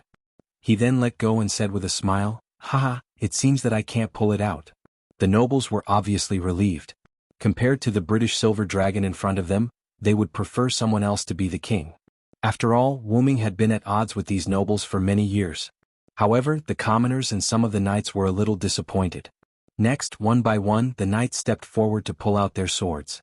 Some of them knew their limits and tried to pull out their swords lightly. Knowing that they couldn't pull it out, they stopped. Some of them hugged their swords tightly until their faces turned pale. Only then did they walk away unwillingly. Wu Ming saw all of this. He vaguely remembered the faces of those who didn't want to pull out the sword. He was going to recruit these people into the new order of knights. Since Wu Ming became a knight, Wu Ming had always believed that character was more important than strength. Not long after, almost all of the knights had pulled out their swords. There was only one special knight left, and that was Artoria, who was disguised as a man. Because to become a noble knight, one had to be an adult, and Artoria was obviously underage. For this reason, Wu Ming specially applied for a knight title for Artoria. Artoria also passed the test to become a knight, but the nobles still refused to let go because she was not old enough. As a result, Artoria was given a special knight title and became a special knight. Therefore, the commoners began to ask for a new king. Some wanted to use force to determine the winner, while others wanted Wu Ming to be the new king. This was what most people were shouting for. The nobles were instantly unhappy and immediately objected. What a joke. What was the difference between the two? Everyone knew that the British silver dragon was now the most powerful knight in Britain. Even King Yusuf might not be able to defeat the British silver dragon in force. Of course, for Wu Ming, who was gradually awakening the bloodline of the root dragon and had greatly improved his physical magic power, if a human could still defeat him, then he should find a piece of tofu and kill himself. Even if it was Cuculin, Wu Ming estimated that he could defeat him now. After all, Wu Ming had obtained the second noble phantasm. At this moment, no one was optimistic about the last knight. After all, in the eyes of many who did not know the truth, Artoria became a knight because of the British silver dragon Villo. Just as the nobles were loudly objecting to using force to elect a new king, Artoria stood in front of the sword in the stone. She heard a voice. It was Merlin's voice. "Before you pick up that thing, it's better to think carefully. Once you pick up that sword, you will no longer be a human until the end. You will be hated by all humans and you will eventually meet a tragic death." Artoria looked at Wu Ming. She found that Wu Ming's eyes were full of support and trust. Then she resolutely reached out and grabbed the sword in the stone.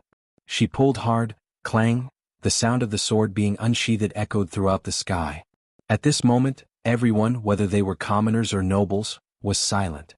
The commoners' eyes were full of hope, while the nobles' faces were full of confusion. "Greetings, King." The commoners and nobles were startled by the voice and looked at the source of the voice. Wu Ming knelt on one knee in front of Artoria. Obviously he was greeting the new king. Then almost all the knights followed suit and knelt down on one knee. "Greetings, King." The voices of the knights were united and resounded through the sky. When the commoners saw this, they hesitated for a moment. Then they followed suit and knelt down shouting, "Greetings, king!" The nobles clearly wanted to quibble about something. Wu-ming did not even look at them and shouted again, "Greetings, king!" This time Wu-ming's wooming was mixed with magic. His voice rang in almost everyone's ears. The knights and commoners shouted together, "Greetings, king! Greetings, king! Greetings, king!" This voice did not stop for a long time. The nobles looked at Artoria, who was holding the sword of the stone high in the sun. The nobles were influenced by the people and the knights. The knights and commoners also shouted together. However, the nobles' voices were still a little unsatisfied. "Greetings, king."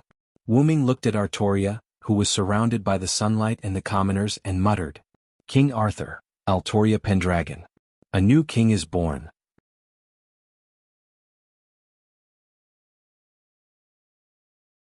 Chapter 13. It had been 7 days since Artoria pulled out the sword in the stone. During these 7 days the nobles were in a mess. They complained that the new king was too young. Under Artoria's worried eyes and Merlin's mocking eyes, Wu-ming visited all the nobles at night. After 7 days there were no more objections. Instead, the nobles kept praising the new king for being young and promising. They even praised the new king for drawing his sword and calling it the will of God. At night in the palace, Artoria and Wu-ming were dealing with documents in the meeting room, while Merlin was preparing for the coronation ceremony. Due to the lack of a king, Artoria started to deal with the documents in advance with Wu-ming's company. After dealing with the last document of the day, Artoria looked at Wu-ming. Wu-ming was also dealing with the last document. Artoria stared at Wu-ming, who was working on the documents in a daze. A strange light appeared in her eyes. When Wu-ming finished dealing with the last document, he noticed that Artoria was staring at him. "What is it, Lia? Is something the matter?" "Avai, nothing. I just want to know how you convinced the nobles." "Merlin told me that the nobles are very difficult to deal with," Artoria asked with a red face. "Oh, you're talking about those nobles? It's very simple. I just told them, if you're against Al becoming the king, then I'll become the king. I believe that no matter if it's in terms of reputation, experience, or strength, I'm qualified. I believe that the people will also choose me." I told them that. Then the nobles pretended that I was thinking about it, but in fact they were already panicking. Now they want you to be the king immediately. After all, it's easier for them to deal with you than me. Wu-ming got up and sat beside Artoria. "Of course, there are nobles who support you, such as your foster father Hector and your foster brother Kai. I'm going to form a new order of knights and invite them to join. After all, your foster father and foster brother are also very good knights." While talking, Wu-ming couldn't help but despise the nobles who opposed Artoria. They couldn't even see the situation clearly. What right did they have to be nobles? Sooner or later they would be stripped of their titles. My foster father and foster brother. They were indeed excellent knights. Before I met you, my foster father was my role model and my foster brother had been competing with me in a friendly manner. Now that I think about it, it was a wonderful time. Artoria sighed with emotion. "You have to get used to it. After all, you are going to be the king soon. Besides, you have me by your side," Wu-ming said as he patted Artoria's head. Artoria's face turned red again. Then she said, "Don't worry. By the way, Vi, wouldn't it be better if you become the king?" Artoria was a little nervous. "So, why do you say that?" Wu-ming was puzzled. Because you said it yourself. Whether it is reputation, experience, or strength, you are more suitable." Artoria looked into Wu-ming's eyes and said, "Yeah, you have to believe in yourself. Let's not talk about whether I am a local or not. Even if I am, I will not become the king. My favorite thing is traveling. How can I travel if I become the king?" Wu-ming laughed. Artoria looked at Wu-ming's handsome face that didn't age at all. "By the way, Vi, how old are you? I remember that I've known about you for as long as I can remember, Silver Dragon of Britannia, and all the other kings around me have acknowledged your existence," Artoria suddenly thought. In fact, there were many kings on the island of Britain today. Britain was originally ruled by Rome. Because of the civil strife in Rome, Britain became independent. However, at the same time, the disaster of the people came. Originally it was the demon beast. Now there was war. Since Wu-ming was appointed by King Yusef and made a name for himself, he traveled around the island of Britain when Camelot was settled. At the same time, he saved many people and helped many kings. Naturally, the title of the British Silver Dragon appeared. My age? About 30 years old. To be honest, I can't remember the details. Wu-ming said casually. 30? 30 years old. Are you really blessed by the legendary dragon Vi? Artoria sighed in amazement. Wu-Ming was laughing in his heart. Merlin once told the public that the British silver dragon Vilo Sarensfeld was a warrior blessed by the legendary dragon. He was also the knight of the king of Camelot who was guided by the legendary dragon. When he heard Merlin's words, Wu-Ming was stunned. Wasn't the legendary dragon himself? When he came back to his senses, he immediately gave Merlin a punch. Thanks to this, Wu-Ming's appearance did not change in the past 10 years. No one doubted it. Coupled with Wu-Ming's kind temperament and powerful strength, the people of Camelot were very happy. Even the kings who were on good terms with Camelot would ask Wu-Ming to help if they could not deal with the demon beasts. Of course, this was under the premise that King Yusef agreed. In fact, after King Yusef's death, many kings sent people to find Wu-Ming in private. They wanted to recruit Wu-Ming to their country. Of course, there were some before, but it was not obvious. Now, there were all kinds of temptations. If money did not work, they would use treasures. If treasures did not work, they would use weapons. If weapons did not work, they would use titles. If titles did not work, they would use beauties. Some even brought up their own sisters, daughters, and granddaughters. For the kings who gave Wu-Ming a good impression, Wu-Ming politely rejected them. As for the kings who Wu-Ming hated, Wu-Ming did not even care about them. Okay, don't think so much. Even if I am a warrior blessed by the legendary dragon, I am still your knight. I promise I will always be with you, my king. Your Majesty. Wu-Ming smiled and his handsome face made Artoria dazed. When she came back to her senses, Artoria lowered her head and said with a red face, "Okay, the documents are done. Let's go home. Early to bed early is good for health. You told me that." Artoria pushed Wu-Ming. Realizing the problem, Wu-Ming smiled bitterly and thought, "Why did I find that I became better looking before? Is this the benefit of the awakening of the origin dragon? By the way, Lia, what's wrong? When you become a king, call yourself the British Red Dragon." "Oh, British? Red Dragon." "Yes, we are the British Red Dragon and White Dragon. A pair. Let's talk about it later." Okay, don't push me. Alia, why is your face so red? Are you sick?" No. Okay, let's go home and sleep." Yes. The moonlight came out from the dark clouds, illuminating the path of the man and woman.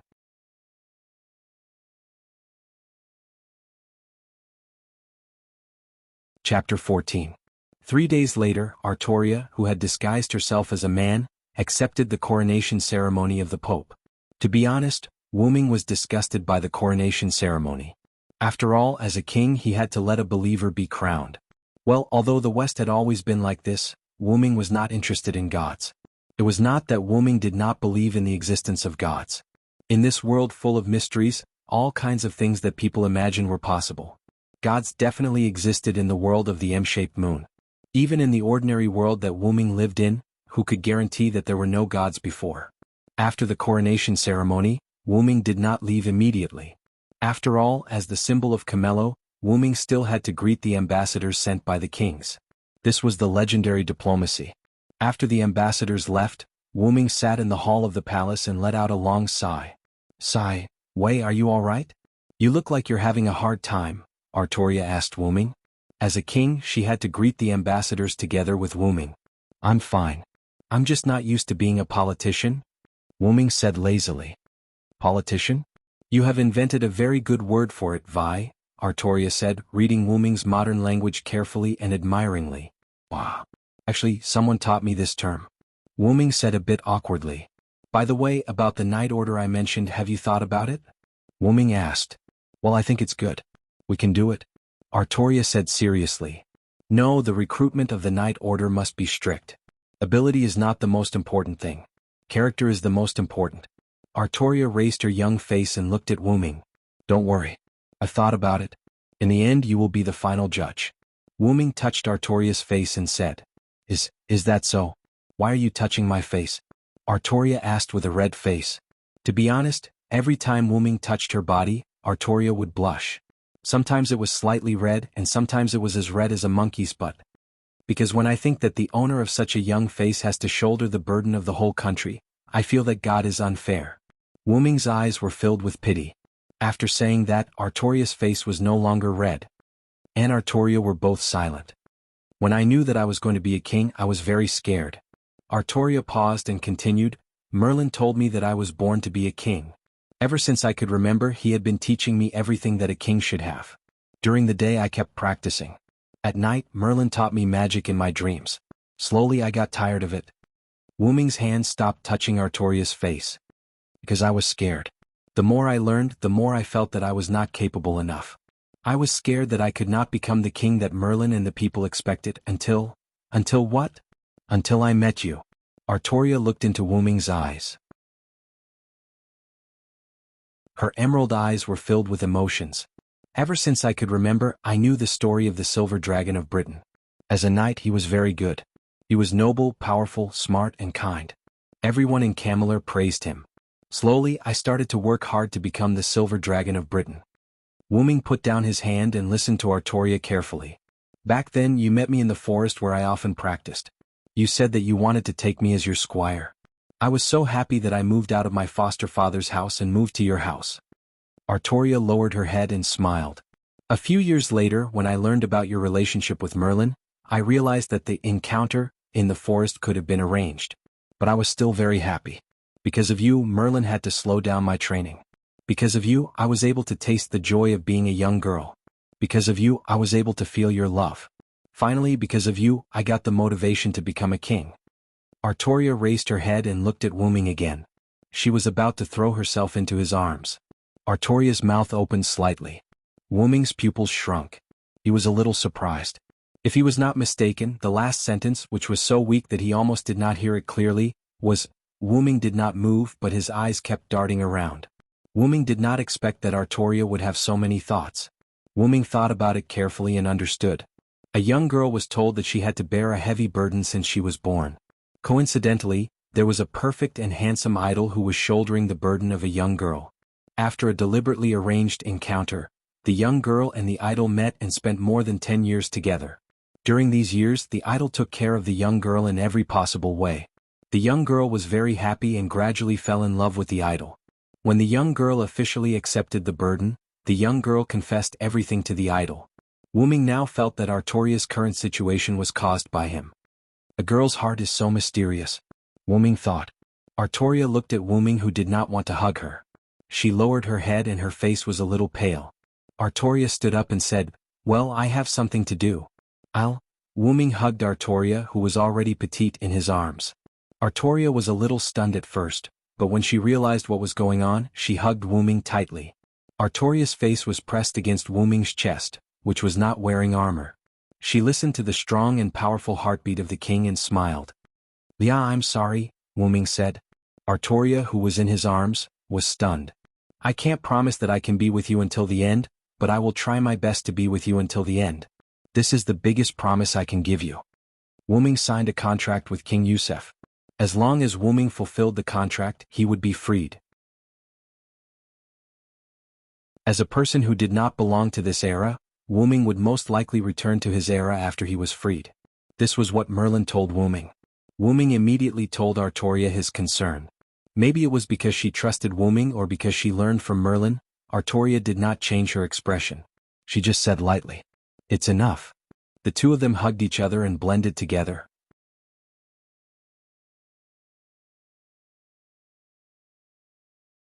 Chapter 15. The next day, in her office in the palace, Artoria was sitting on a chair with her back against the floor-to-ceiling window.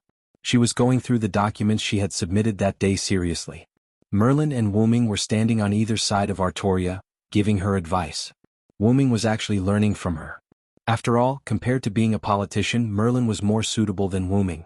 After all, he was older. Just kidding.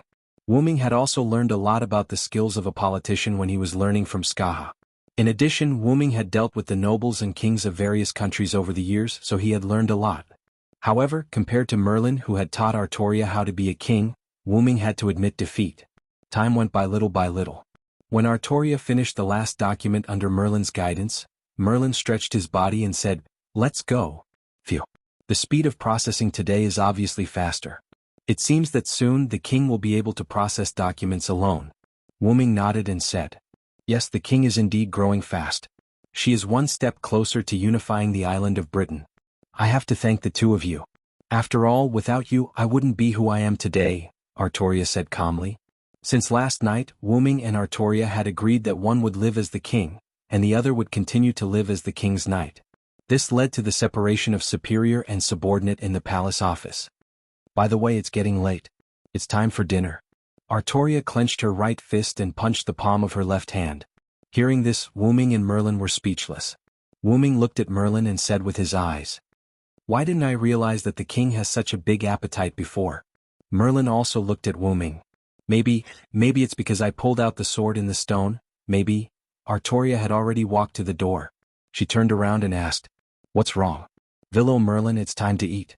Let's go or we won't have enough time." "You've eaten so much, it'd be strange if you had enough time." Wu Ming and Merlin shouted in their hearts. Okay. Coming. The dividing line of rice. After the meal, Merlin said, "I'm going to guide my new student." Then he left the palace. According to Wu Ming's understanding, Merlin's new student was the daughter of a noble. Other than his face that made him want to Wu Ming from time to time, Merlin's only flaw was that he liked to hook up with little girls. Is that so? I believe that if it's you, you should be able to guide that student well. This was the king who did not know the truth. Okay, my king. Let's not talk about Merlin for now. What do you think about the new knight order that I mentioned earlier? Wu Ming laughed to divert the king's attention. I think it's a good name. Right, how about we call it the Knights of the Round Table? Artoria blushed and said. My king, did you think of this name after seeing the round table that we ate at just now? The more Wu Ming thought about it, the more likely it seemed. The famous Knights of the Round Table had a name just because of a meal? How could that be? Right, I just remembered the round stone table that my foster father gave me a few days ago. My foster father meant that I could use that big table for meetings in the future. I thought that since we're using a round table, why don't we call it the Knights of the Round Table? Artoria looked like she was taking responsibility and did not want to eat any more. Okay, my king. I'll trust you this time. But that table is okay when there are not many people. It's a bit small when there are too many people. Well, we can build a big round table in the future. We'll use this one first. Artoria blushed. Yes, Lia is the best. Wu Ming patted Artoria's head again. Sup? Didn't you say that we have to maintain the relationship between a king and a knight? Why are you like this?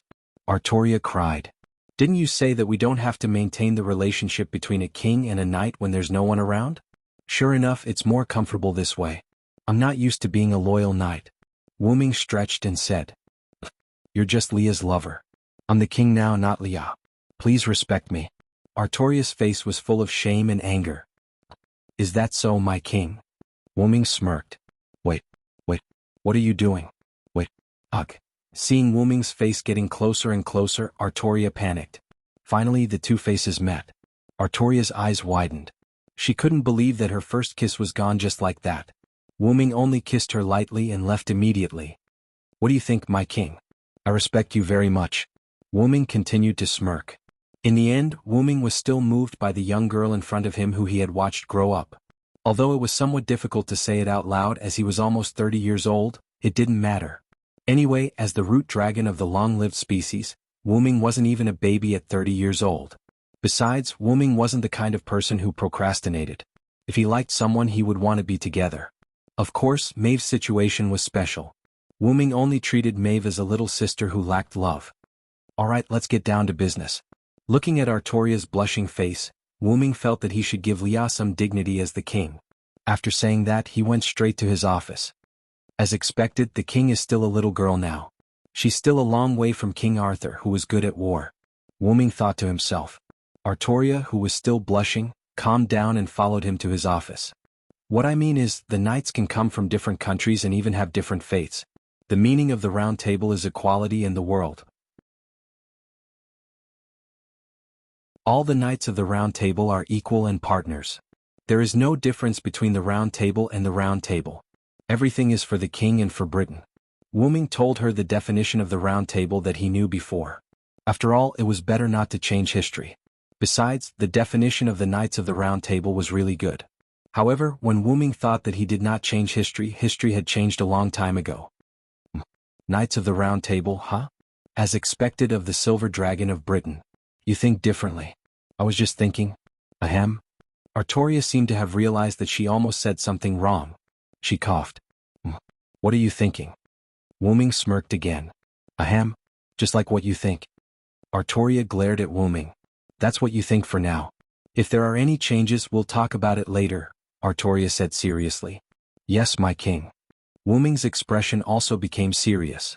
After all, even if they were lovers, there was still a hierarchy when it came to important matters.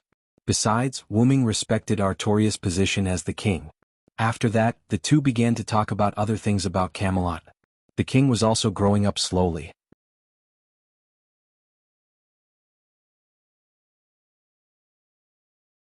Chapter 16. The banquet lasted until nightfall. After everyone left, Wu Ming asked the maids to leave and helped the drunk Artoria to her room. You said you can't drink anymore. You must be drunk. Wu Ming sighed. Artoria saw that it was Wu Ming who was helping her, so she leaned her body against him. In the end, it was Wu Ming who was holding Artoria in his arms and moving forward little by little. I didn't drink that much. I'm so tired. What? My head hurts. Artoria rubbed her head against Wu Ming's chest. Was it because Wu Ming didn't wear his silver armor today? Wu Ming shook his head. Wu Ming waved his hand and a few lune runes appeared. Wu Ming put his hand on Artoria's forehead. Do you feel better, Lia? Wu Ming used the lune rune to purify her. Much better. Artoria opened her drunken eyes. At this moment, there was only sobriety in her eyes. By the way, Vi, did you secretly use the lune rune on yourself? How come you're fine after drinking so much? Artoria looked at Wu Ming angrily. Wu Ming laughed and patted Artoria's head. Now that's an adult, little Lia. I'm the king. Don't hit my head. Yes, yes, yes. As they were talking, Wu Ming and Artoria arrived at Artoria's room. Let's go in, Lia. I've talked to Wire. You just need to talk to her. Why are you calling her Wire? You sound so close. Seeing that Artoria was angry again, Wu Ming patted his face and laughed. She promised to keep it a secret for you. All right, don't be jealous. Let's go in. I'll stay here tonight. What's wrong, Vi? Is something going to happen? Artoria asked seriously. Nothing. I'm just worried that some maids or knights might come by and eavesdrop on us. Of course it was a lie. What really worried Wu Ming was Morgan Le Fay. He was worried that the woman would do something on Artoria's wedding night. Just in case, Wu Ming decided to stay at the door. All right, but if anything happens you have to call me, Artoria said. Artoria said worriedly. How could she not see that Morgan Le Fay was acting strangely today? Although her sister Wang had always been strange. All right, I know. Let's go in. Tomorrow is the first meeting of the Knights of the Round Table. Wu Ming pushed Artoria into the room. After closing the door, Wu Ming quickly moved his hands in the air. Lines of lune runes appeared in the air. Then, a large number of lune runes were attached to the walls of Artoria's room. The whole room was sealed, including the windows. Phew. Wu Ming took a deep breath and took out the armor from the lune rune. He put it on with magic. However, he did not wear a helmet. Now, the lune rune on Wu Ming's body had been turned into a golden tattoo that looked like a dragon's head. It was tattooed on Wu Ming's right arm. This noble phantasm was a support noble phantasm that did not have any actual attack power. The name of the noble phantasm was Dragonist. The documents that Wu Ming submitted to Artoria were also kept in Dragonist. Now, everything that Wu Ming had was stored in Dragonist. It was safe and convenient. Noble Phantasm was one of Wu Ming's greatest weapons. A safe and convenient independent space like this was not something that anyone could have. Wu Ming fastened X-Silver, Meteor Silver, to his waist and activated Yggdrasil, to turn it into a silver arm and put it on his left arm. He crossed his arms in front of his chest and waited for Morgan Le Fay to arrive. The moon slowly rose. When the moon was in the middle, the lights in the corridor were extinguished by the wind outside the window. After a while, Wu Ming opened his eyes. Logically speaking, there should be knights patrolling the palace at night. However, it was completely dark and there was no one around. Obviously something was wrong. Wu Ming used his mana to sense the surroundings in Artoria's room. He could not sense anyone in the room or around him. Wu Ming also sensed the strange atmosphere around him. Illusion. Wu Ming was shocked. How could I be affected by an illusion? This is not the era of the gods. There shouldn't be any illusions that work on me. Wu Ming closed his eyes and used his own mana to stimulate the power of the will in his mind. Ugh. Wu Ming groaned and opened his eyes. The scene in front of him changed back to the previous corridor. The lights were not blown out and were still burning. However, there was an additional figure in front of Wu Ming. Your Highness Morgan Le Fay, what brings you here so late at night? Wu Ming wiped the golden blood from the corner of his mouth. He also used his mana to check Artoria and Guinevere's room. Oh, I see that Mr. Villo is still guarding the king and queen's room. I was worried that you might be lonely, so I came to see you. Morgan Le Fay smiled. I'm fine. If you don't have anything else to say, you should go to bed early. Wu Ming said calmly. All right, Mr. Villo. I'll take my leave now. Good night. Morgan turned around and left. Wu Ming watched Morgan Le Fay's figure disappear around the corner of the corridor. Wu Ming did not expect Morgan to leave. Of course, Wu Ming did not believe that she was here to visit him. That woman would not do something so boring. After checking Artoria and Guinevere's condition, Wu Ming pulled himself together and started his night watch again. It seems that I have to find a way to train and use my mental power in the future. Wu Ming was sure that Morgan used a kamikaze illusion on him. It was not that Wu Ming did not believe Morgan, but Wu Ming knew her too well. The person who knows you best is your opponent. This sentence was not without reason. Wu Ming guessed that Morgan might have used a kamikaze magic tool. Not to mention that kamikaze magic was lost. Even if it was, Morgan Le Fay could not. No, with her talent, it's not impossible for her to learn one or two kamikaze magic. Wu Ming rubbed his chin and thought. I just don't know what he did tonight. I just don't know if Mordred will be born. Morgan did not succeed in meeting King Arthur. Wu Ming was sure of this because even if she used spatial magic, the Lune rune would react. Wu Ming used the 18 primordial lune. Wu Ming did not believe that Morgan could avoid the primordial lune's magic. Forget it. I'll deal with whatever comes my way. I'll just take it one step at a time. Slowly the sun rose.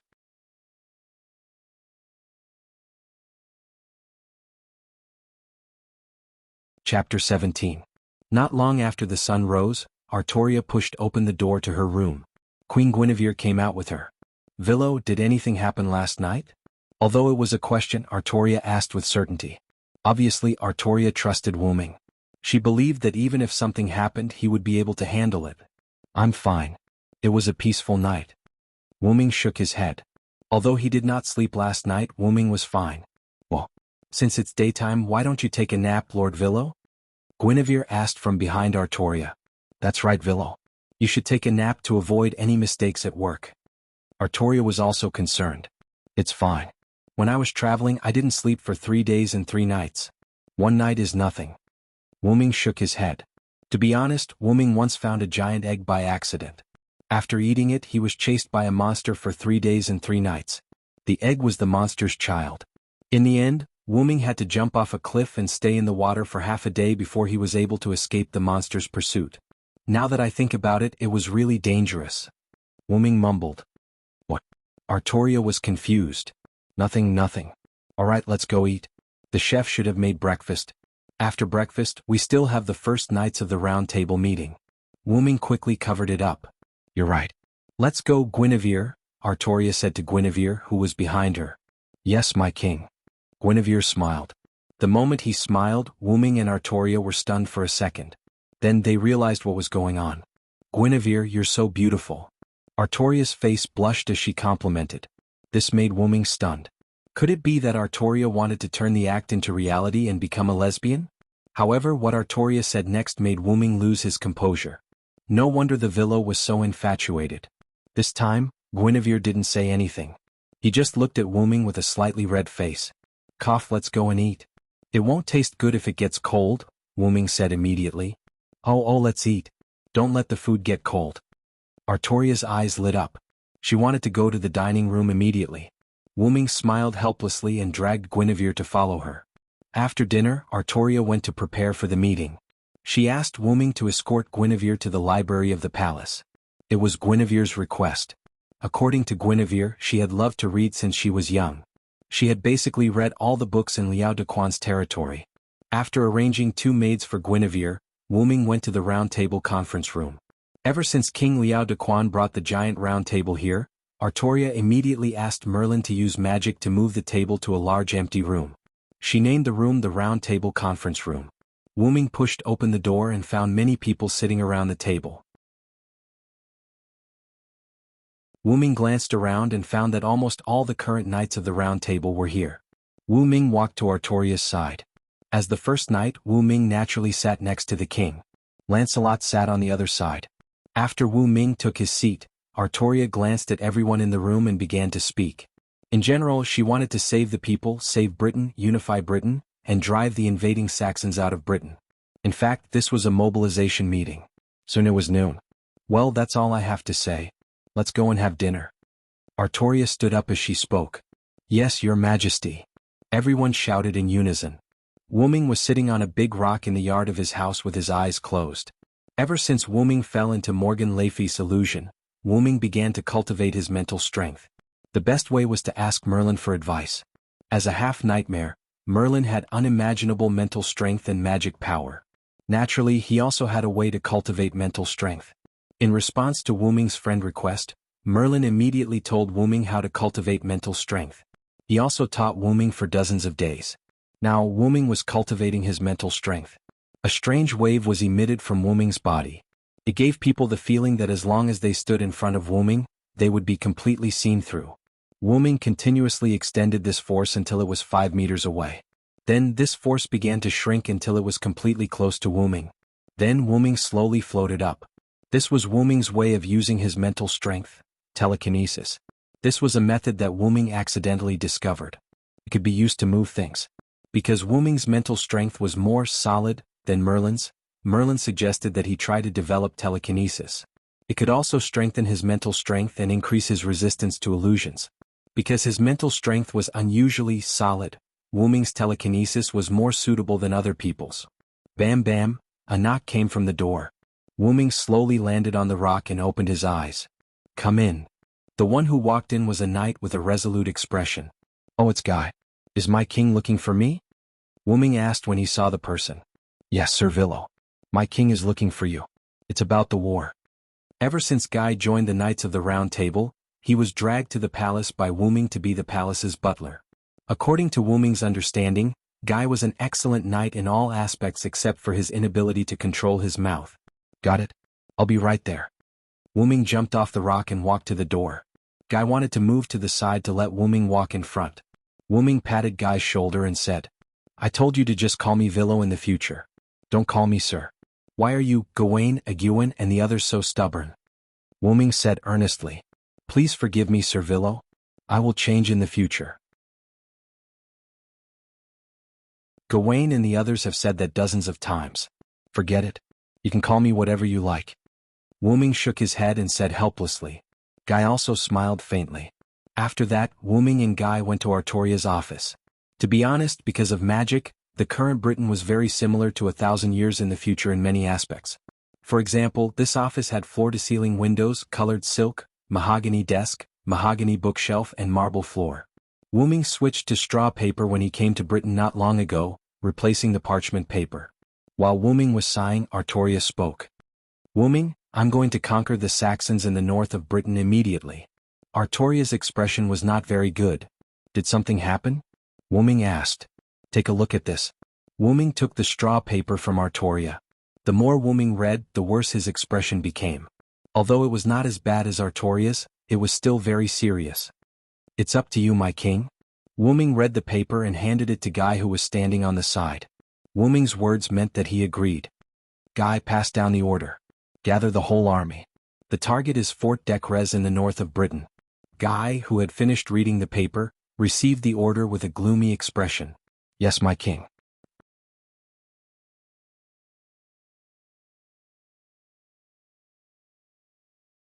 Chapter 18. 3 days later, Artoria, in her armor, stood in front of the assembled army. Everyone, the Saxons have disturbed our homeland and committed many heinous crimes. Now, we are going to drive them out of our homeland and protect the people of Britain. Drive out the Saxons. Protect Britain. Wuming raised his sword silver and shouted. Drive out the Saxons. Protect Britain. Everyone raised their weapons and shouted. Pass my order, march. Under Artoria's command, the army began to march towards the Decrez fortress in the north of Britain.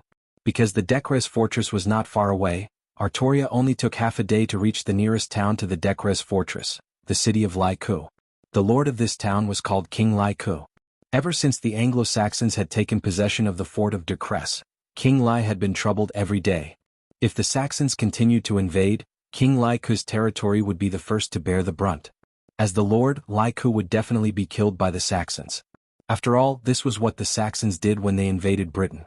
If it wasn't for the fact that the Decres fortress was the only way to connect the north and the south of Britain, Artoria would not have brought her army here so quickly.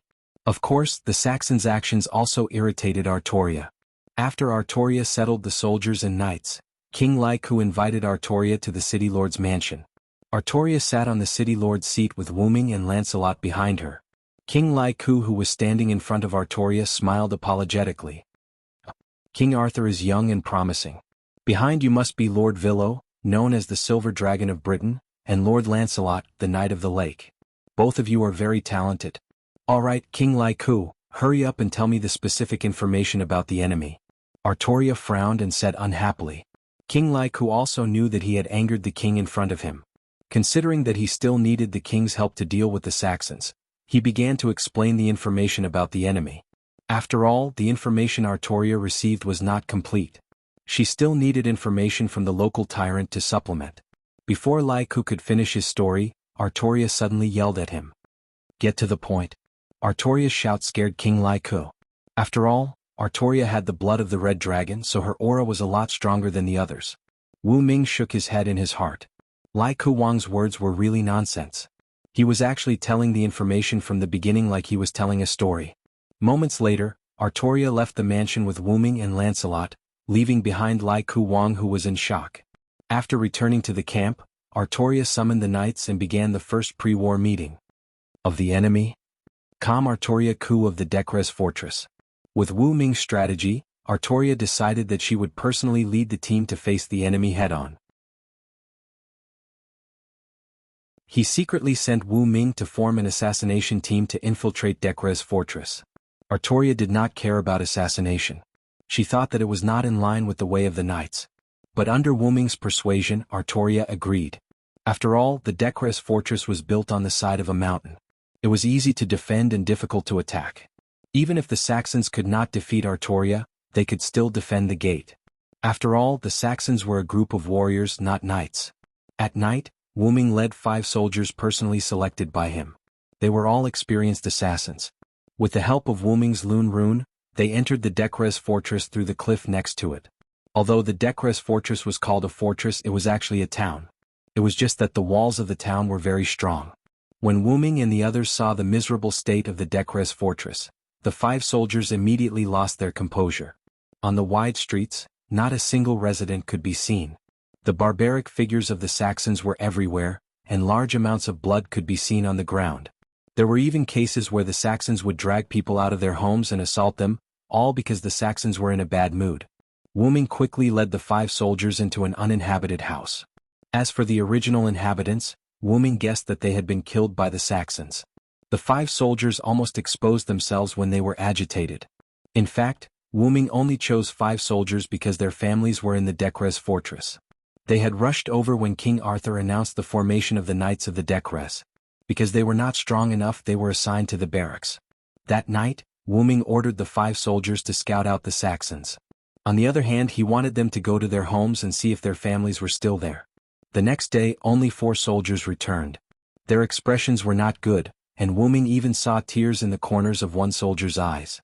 As for the one who did not return, Wu Ming did not believe that the Saxons would be able to discover the assassin. According to the 4 who returned, the one who did not return witnessed the scene of his parents being killed by the Saxons. In order to prevent his sister from being humiliated, he rushed out and killed her with his own hands. He also killed the surrounding Saxons. Because he had been exposed, the soldier personally charged into the Saxons that had gathered and died without a complete corpse. Wu Ming sighed and did not say anything. Wu Ming combined the information gathered by the 5 soldiers on the Saxons' distribution. After careful calculations, he set up assassination targets and escape routes. That night, the Saxons lost a few squad leaders. 3 days quickly passed. During the day, Wu Ming's group of 5 continued to gather information on high-ranking officials. At night, Wu Ming's group continued to assassinate. Artoria led troops to attack the Saxons, but the Saxons naturally closed their gates. This was because on the first day they had been beaten by the Knights of the Round Table and the Camelot soldiers. On the 5th day, after the Saxons lost almost all of their generals, the remaining squad leader immediately ordered them to retreat from Fort de Clays. After retreating, the Saxons left behind a few remaining soldiers and began to massacre the residents of Fort de Clays, burning down the houses. Wu Ming's 4 soldiers could not take it anymore and charged into the enemy ranks. Wu Ming also furiously joined the battle. In the end, the remaining Saxons were all killed, and Wu Ming was the only one left. Wu Ming laid out the 4 corpses and opened the gates of Fort de Clays. Wu Ming did not find the body of the 5th soldier. At this point, King Arthur used only 5 days to take back Fort de Clays, which was known to be easy to defend and difficult to attack in Britain. This battle was known as the Battle of Fort de Clays, and it established the beginning of King Arthur's unification of Britain. At the same time, King Arthur stripped King Lai Ku of his power, and Lai Ku was sent to the guillotine amidst the cheers of the people of Lai Ku.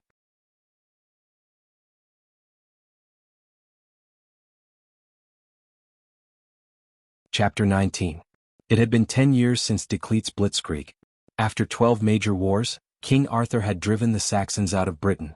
At the same time, the sword in the stone, Caliba, the invincible golden sword, had broken the code of chivalry in order to save the life of a knight. Because of that, the knight felt extremely guilty and volunteered to search for the Holy Grail that could grant wishes to restore the broken sword in the stone when the war was over.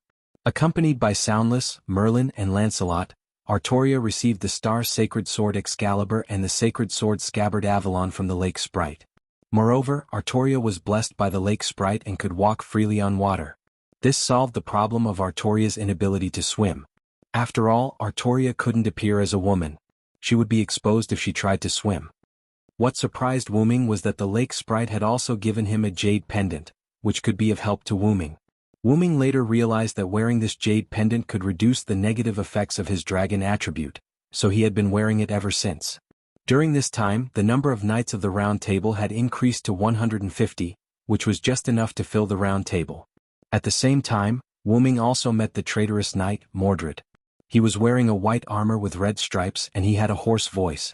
Wu Ming always felt a strange connection with the traitorous knight whenever he was close to him. It seemed that Mordred could feel it as well. Because of this, Mordred often spoke ill of Wu Ming. Regarding this connection, Wu Ming vaguely guessed something in his heart. At this time, Artoria was not in Camelot. The Silver Dragon, or Wu Ming, was in charge of guarding Camelot. In the early days of King Arthur's conquest, some nobles and kings ambushed Camelot when Artoria was leading her army to battle. Fortunately, Camelot's soldiers managed to hold them off for a while, allowing Silent Wonder to use Exsilver to protect Camelot as soon as he returned to Camelot. By the way, Exsilver's noble phantasm was a pillar of light that shot up to the sky. It was similar to Gawain's Excalibur and Artoria's Excalibur. Since then, Wu Ming had been stationed in Camelot by Artoria to protect Queen Guinevere and the city of Camelot. As for the nobles and kings who attacked Camelot, Artoria was determined to eliminate them one by one. She told Wu Ming that, even if we keep them alive they will be a disaster. For the future of Britain we should get rid of them. In the backyard of the palace, Guinevere, who was in her 20s, had become even more beautiful. She was taking care of her flowers while Wu Ming stood beside her. Master Villo, do you think these flowers are beautiful? Guinevere did not turn around, but Wu Ming could still feel her smile.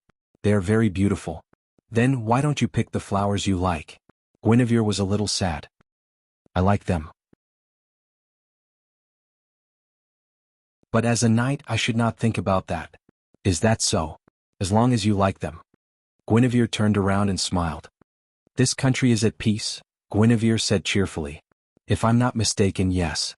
Wu Ming was a little worried. Don't worry, Lord Varon. With the invincible Silver Dragon of Britain and the incomparably valiant King Arthur, there will be peace. I hope so, Wu Ming mumbled. The more peaceful it was, the more uneasy Wu Ming was. In fact, Wu Ming had not seen Merlin for a long time. He could not contact Merlin either. Wu Ming guessed that Merlin might have been sealed away by Morgan Le Fay in Avalon, a fantasy land far away from the mortal world. Wu Ming had warned Merlin, but it seemed like it was useless. Artoria left Camelot to find Merlin. Morgan Le Fay. I hope you can behave or I will take you away before I leave. During the banquet, everyone was celebrating the unification of Britain and the arrival of peace. Wu Ming, on the other hand, was thinking about what Artoria said to Wu Ming today. Why? You should leave now, Artoria said. Yes, Britain is at peace. The spell on my body reacted a little. When Wu Ming was summoned and signed a contract with King Yusef, a layer of magic spell was added to Wu Ming's body. As long as King Yusef's goal was achieved, the spell would activate and send Wu-Ming back to his original place. However, Wu-Ming was attached to this place. Wu-Ming looked at Artoria, who had not changed at all in 10 years. Wu-Ming could not help but sigh. It seems that I have completely gotten used to the identity of Avilo Lia. Then what is your real name? Wu-Ming. I will call you Ming from now on. Also, this thing, please keep it. Wu-Ming was shocked when he saw the thing Artoria was holding. Wait, Lia, isn't this Avalon? Why are you giving it to me? Seeing Wu-Ming's slightly anxious eyes, Artoria smiled. Because it is at peace. I need you to keep it for me temporarily. Because you said that Avalon will be lost. But what if I take it with me when I leave? No one knows how long the spell on my body can last. Then during this time you will stay close to me and protect me. She finished recalling. Sigh. Wu-Ming sighed. Sure enough, I am still not good at mental activities. Then he shook his head and drank his wine. After the banquet, Wu-Ming was walking to his room in the palace when a maid walked over. Sir Vilo, the king invites you to meet in the back garden to discuss something.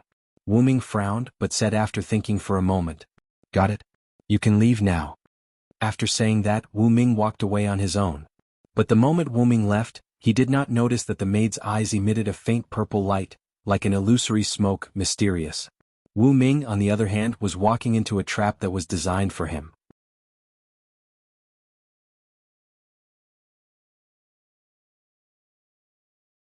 Chapter 20. Wu-Ming followed the maid's instructions and arrived at the designated location in the backyard of the palace. Then Wu-Ming saw Artoria sitting on a chair. Wu-Ming walked up and asked, Lia, is there something you need from me? Of course, there is. Suddenly, Artoria turned around and crashed into Wu-Ming's arms. Wu-Ming immediately raised his eyebrows and jumped back. Who are you? Yes, the other party was not Artoria.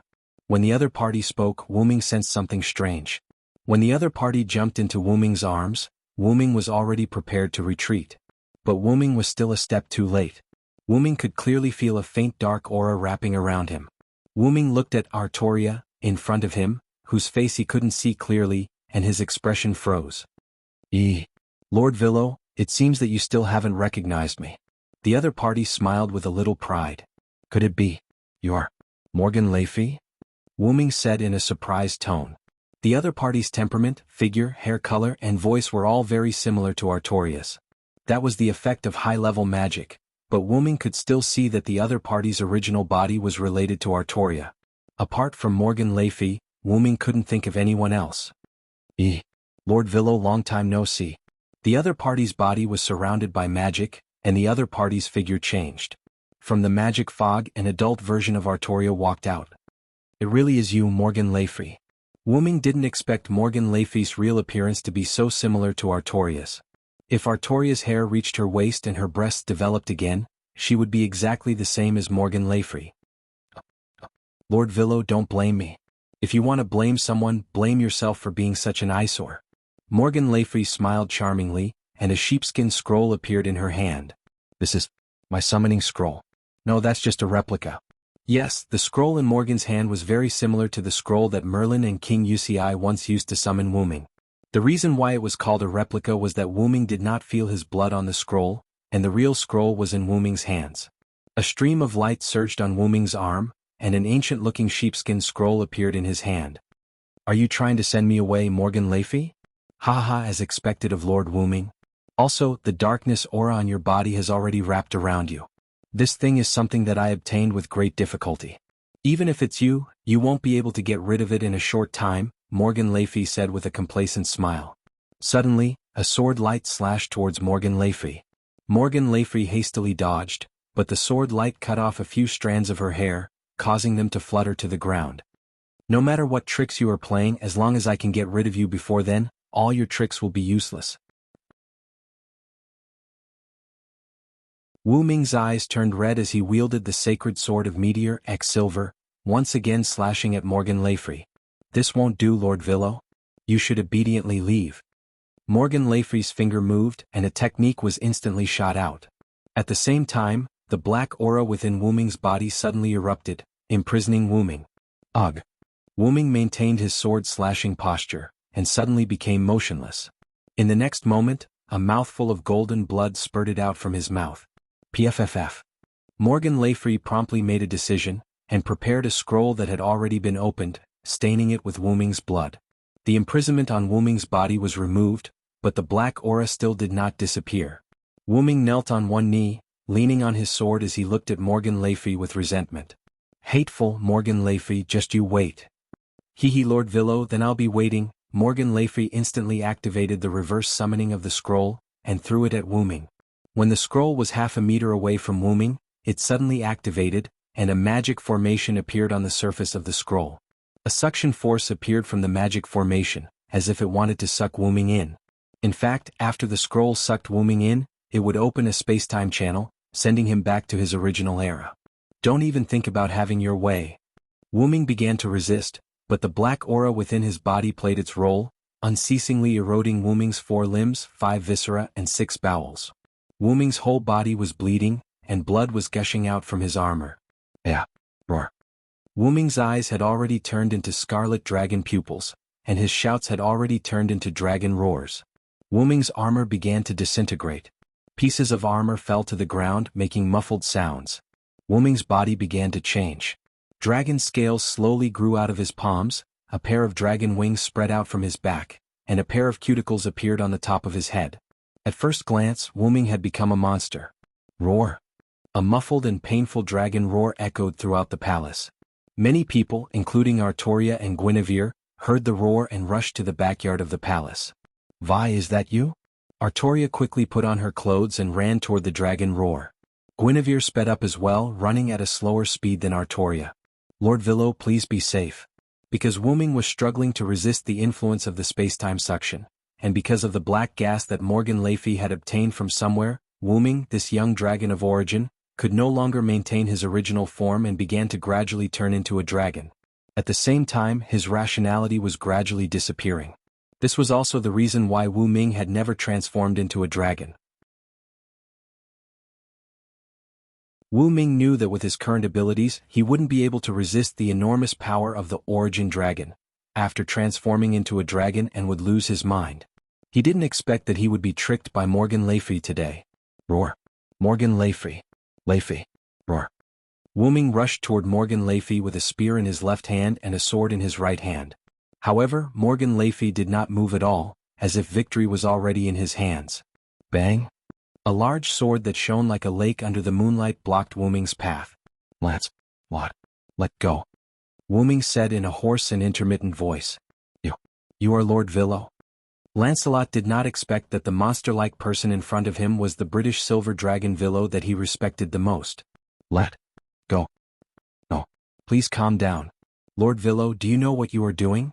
She is the king's sister. Lancelot shouted. I want to eradicate the hidden danger for Arthur. Wu Ming rushed forward with his spear and sword. Because it was Wu Ming, Lancelot could only keep defending. Your Highness Morgan, please leave this place quickly and find the king. Knight Lancelot, Lord Villo was cursed by a black-robed person in order to save me. He is now unconscious, please stop him. Morgan Le Fay cried. I know, please leave quickly or I will not be able to stop Lord Villo. Lancelot didn't ask why Wu Ming and Morgan Le Fay were here. It wasn't that he didn't want to ask, but that he couldn't in this situation. Morgan Le Fay nodded and left. When Wu Ming saw that Morgan Le Fay was about to leave, he instantly exploded. Ah! After a series of dazzling attacks, the Knight of the Lake's armor was covered in wounds. Sir Villo, please calm down. Lancelot resisted with all his might. Bang dash. Lancelot didn't pay attention and was sent flying by Wu Ming. Soon after, Wu Ming instantly arrived behind Morgan Le Fay, who was about to leave, and slashed out with his sword. Wait. Just then Artoria and Guinevere arrived.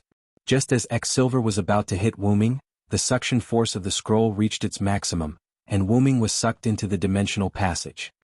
Amo. Root. Roar. Finally, the dimensional passage closed and the scroll fell to the ground.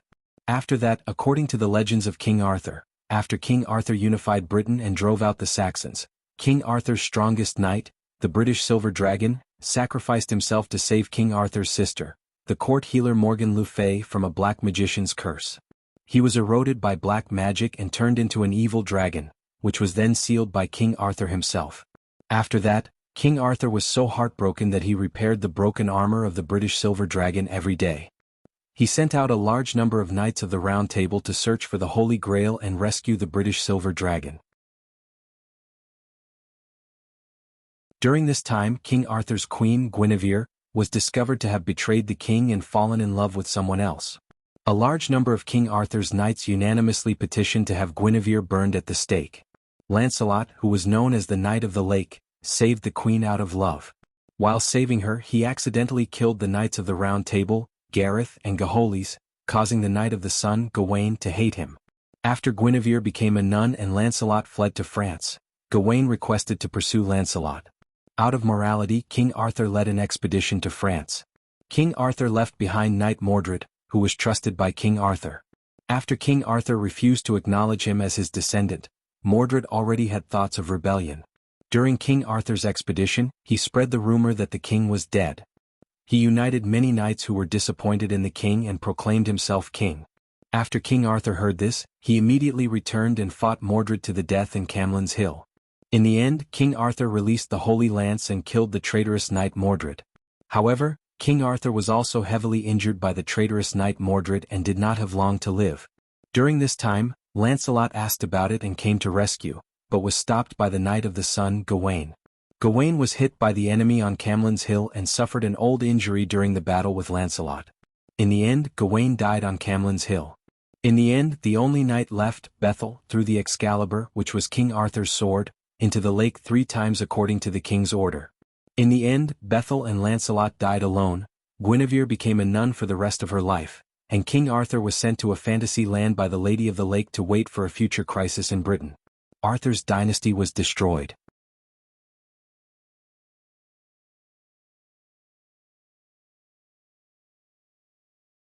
Chapter 21. After Wu Ming was transported into the space-time tunnel, the changes in his body became more and more obvious. His rationality also disappeared bit by bit. In the end, he began to attack the space-time tunnel without restraint. Coincidentally, Wu Ming in his origin dragon form could destroy space-time. As a result, the space-time tunnel, which wasn't very sturdy to begin with, was completely destroyed by Wu Ming. It was also due to the influence of the space-time tunnel that apart from the items in Dragonist, Wu Ming's Holy Spear Yggdrasil and Holy Sword Silver were also affected by the space-time tunnel and vaguely entered the area where the space-time tunnel was broken. Wu Ming instinctively made a prompt decision and swallowed the Holy Sword Silver, Meteor Silver, which was connected to Wu Ming by blood. When the Holy Spear Yggdrasil, left the space-time tunnel, it also entered an unknown era together with Wu Ming. Then, there was a legend of a holy dragon that lived on top of a mountain in that era. On a mountain peak that was closest to the blue sky, in a man-made cave, a terrifying and holy dragon was hibernating. The strange thing was that this dragon's body was surrounded by wisps of black gas. The dragon's white scales were angular and filled with a silver-white metallic luster. The dragon horns on its head resembled a dazzling crown that shone brightly. Scorching dragon breath spewed out along with the dragon's breath. After an unknown period of time, the black gas disappeared and the dragon's breathing gradually stabilized. The dragon opened its eyes and its ruby-like eyes were particularly eye-catching in the dark cave. "I see. Have I become a dragon?" An ancient and deep voice sounded from the dragon's mouth. Yes, this dragon in the cave was the origin dragon Wu Ming that Morgan Le Fay tricked. Ever since arriving in this unfamiliar era, Wu Ming had completely lost his rationality due to the enormous power of the origin dragon, leaving only the nature of the origin dragon. During this period, the black gas in Wu Ming's body constantly eroded him. Wu Ming instinctively resisted this power and eliminated it. As a result, apart from the occasional predation, Wu Ming basically stayed in the cave that he opened up with his power to hibernate.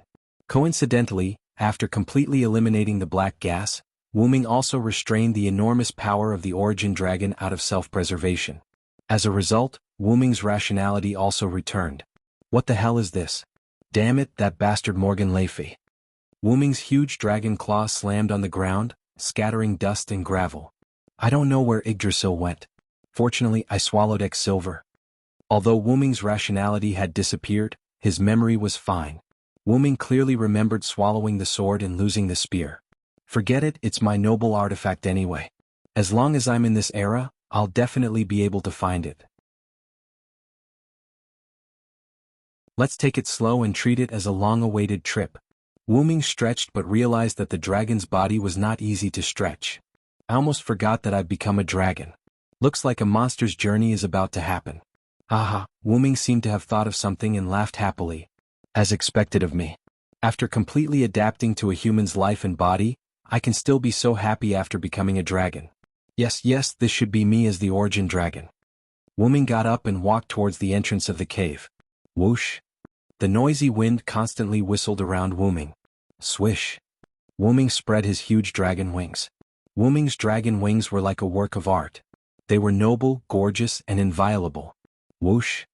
With a flap of his wings, Wu Ming soared into the sky and flew into the distance. Wu Ming flew unscrupulously in the sky. Because he was a dragon, there weren't any beasts that didn't have eyes to attack Wu Ming.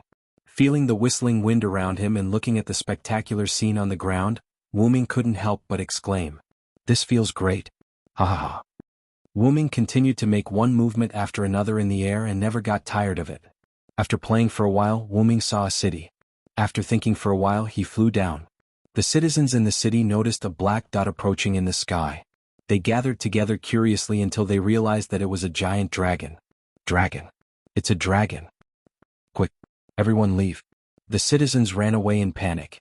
The soldiers also helped to command and report to their superiors. Wu Ming landed on the square in the center of the city. A huge wave of air rushed around. Whoosh. Many people who didn't retreat in time were thrown around. Wu Ming looked at the panicked people and the surrounding buildings. He wanted to see what era it was. In the end, after looking for a long time, Wu Ming could only conclude that it was an era earlier than King Arthur. He didn't know anything else. Child? Suddenly, a scream came from behind Wu Ming. At the same time, Wu Ming felt something crawling on his tail. Wu Ming looked back. It was a child of 2 or 3 years old. The child's mother seemed to have panicked because of Wu Ming's arrival, causing the child to run onto Wu Ming's tail. Wu Ming lifted his tail and moved it to his mouth. Just when everyone thought that the dragon was going to eat the child and the mother screamed in pain, Wu Ming rubbed his huge dragon face against the child. Wu Ming's rubbing made the child laugh. Wu Ming moved his tail to the top of his head. The child climbed onto Wu Ming's head and hugged Wu Ming's dragon horns, giggling. Everyone then realized that the dragon in front of them wasn't as scary as they thought. On the contrary, Wu Ming, who was accompanied by the child's laughter, appeared unusually sacred. May I ask, Lord Dragon God, can you return my child to me? The mother also saw that the sacred dragon in front of her didn't seem to have any intention of hurting or eating people, so she mustered up her courage and went forward to ask. Wu Ming extended his dragon tail and the child playing with the dragon horns on Wu Ming's head obediently climbed up. Wu Ming moved long way down and moved in front of the mother. Thank you for not hurting my child.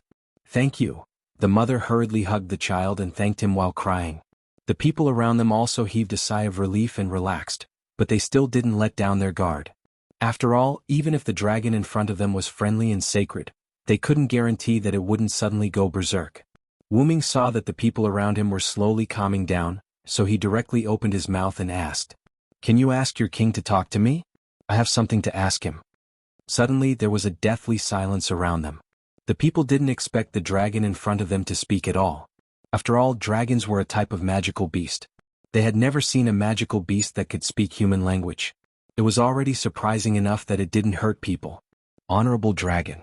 Lord Dragon, we have already sent someone to inform His Majesty the King. His Majesty the King should be here soon. Please wait a moment, said a braver soldier. At this time a group of people came from afar.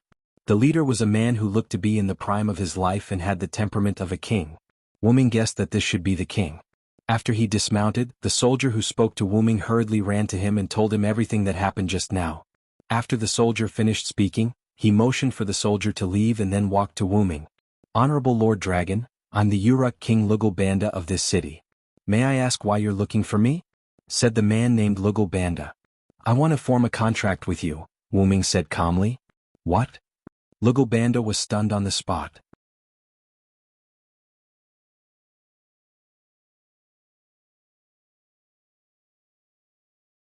Chapter 22. Soon, a few years had passed, and the name of the young ancient king began to spread throughout the Sumer region. As long as Wu Ming had nothing to do, he would follow the young king in the form of a shadow of faith. Watching the wise young king grow up day by day, Wu-Ming found it hard to imagine that Gilgamesh would become a tyrant when he grew up. On the altar, in front of Hyunryong's statue. After the daily worship, the Uruk people left one after another. In the end, only the young king remained. "All right, Hyunryong, the people have left. Come out and talk to me." The young king smiled like a well-behaved child. However, Wu-Ming didn't think so. The stone statue began to emit a faint golden light. An illusory dragon shadow appeared on the stone statue. "You're still as wicked as ever, little Gil?" An ancient, dull voice sounded. "Ah, what can I do? I'm a well-behaved child." Pure laughter entered Wu-Ming's ears. Wu-Ming shook his head. "Let's go. Today is the spiritual peak adventure." The young king's eyes lit up. "Is it the legendary spiritual peak Abyf Mountain that even the gods fear?" "Of course, the place I'll take you to will definitely be the best." Wu-Ming tilted his head and said proudly. "Then get ready." After that, Wu-Ming began to chant.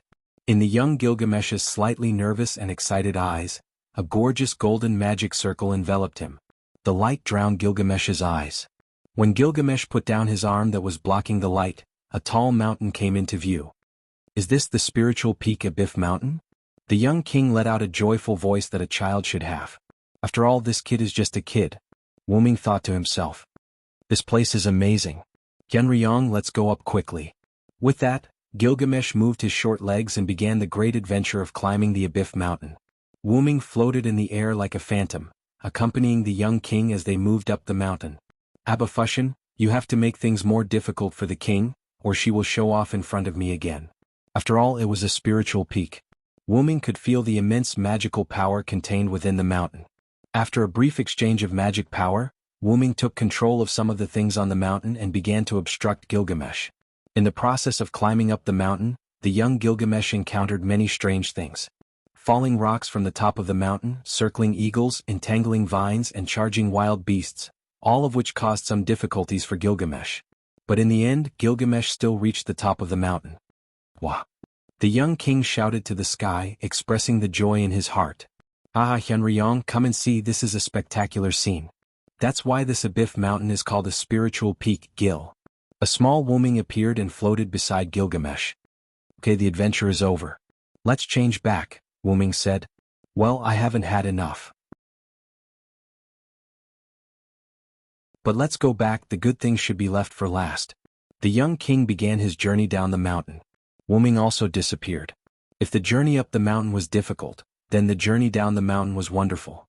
Along the way, Gilgamesh played with cute little animals, collected wild fruits and collected shiny stones. It was a lot of fun.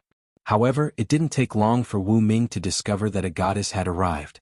Did she come specifically to find Gil? No, that doesn't seem to be the case. Then what is she here for? Wu-Ming didn't specifically tell Gilgamesh about the arrival of the goddess. After all, Gilgamesh was now on the side of the gods. Although he would side with the humans in the future. Soon, the goddess and Gilgamesh met. "Ah, isn't this Gilgamesh? What are you doing here?" Facing the goddess who suddenly appeared, Gilgamesh was a little confused. Wu-Ming appeared behind Gilgamesh. Facing this beautiful goddess, Wu-Ming seemed to think of something. "Goddess Ishtar, what are you doing here at Abyf Mountain?" Wu-Ming's ancient and dull voice sounded. "Oh, isn't this Hyunryong Sama of Uruk? Are you still accompanying the young king? I thought you had left long ago. I don't think Ruamat Ningsuan can restrain you. What, do you like to be a nanny? Or do you like the young king?" The goddess called Ishtar by Wu-Ming joked. Although it was an honorific, there was no respect in it. "I don't need you to care about my business. Let your father come." In fact, when Wu-Ming became the Hyunryong of Uruk, Wu-Ming had contact with the Protoss in the Sumer area. Perhaps because Wu-Ming showed his true form, which was the legendary dragon of origin, the divine King Anu was in awe of Wu-Ming. This gave Wu-Ming, who was not very strong at that time, an opportunity to pretend. He disguised himself as a very powerful legendary origin dragon who was injured and needed faith to recover from his injuries. Therefore, the scene of Wu-Ming scolding Ishtar appeared. "You must be joking. I'm here today to see this spiritual peak. I won't disturb you and the young king." With that, she continued to walk up the mountain. "I've long heard that goddess Ishtar is very brave. Today I see that it's true. Let's go, Gil, let's go back." However, Gilgamesh did not move. "What's wrong, Gil?" Wu-Ming was puzzled. Gilgamesh should not have been charmed by the goddess. "There's something wrong with that goddess's gaze," Gilgamesh said in a light tone. Something wrong? Yes, it's a gaze that looks like she's about to destroy a treasure. What you mean to say is, I think her target is this spiritual peak, Mount Abiff. That's none of our business. Let's go. Although that was what Wu Ming said, he did not think so. Hyunryong, send me back to Uruk. I want to go back soon. I really don't know what to do with you. With a flash of light, Gilgamesh disappeared on the spot. Wu Ming, on the other hand, turned around and flew in the direction of Ishtar. If I remember correctly, there's a story in Mesopotamia. The goddess Ishtar destroyed Mount Abiff because she did not like it. With every step she took, her divine might increased until she grasped the peak and pierced the heart of the mountain with her spear, causing the spiritual peak of Mount Abiff to collapse completely. Trying to stop Ishtar's destruction of Mount Abiff is really a vexing matter. Do I have nothing better to do? But I do have nothing better to do. Ishtar, I'm here to stop you. Wu Ming turned into a stream of light and ran forward.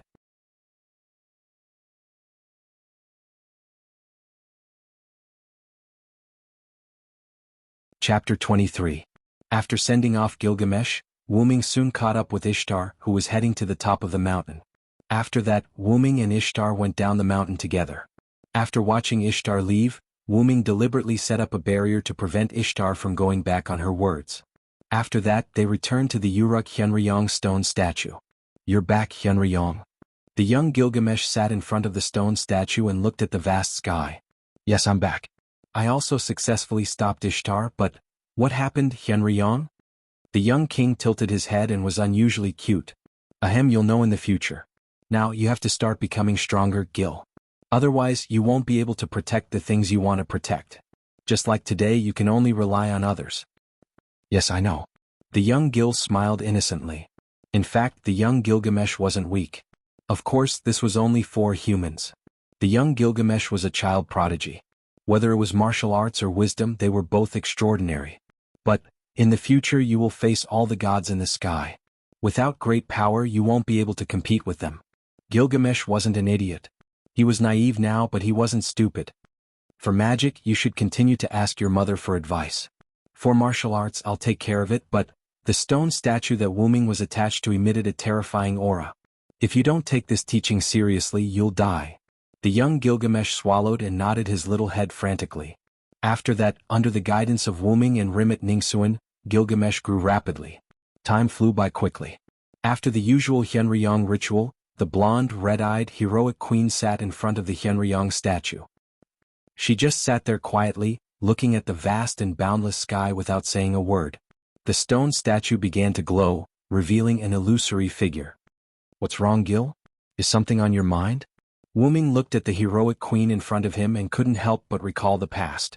I actually didn't realize that Gil was a girl before. I'm such a big idiot. Sigh, it couldn't be helped. Who asked Gilgamesh to be so handsome and androgynous when he was a child? Besides, it was impossible for Wu Ming to watch Gilgamesh take a bath or go to the toilet. Nothing big. I just feel that the people are living too comfortably. Who are you? Do they lack the courage to face their fears? Come to think of it, they come to me whenever they're in trouble. Wu Ming pondered.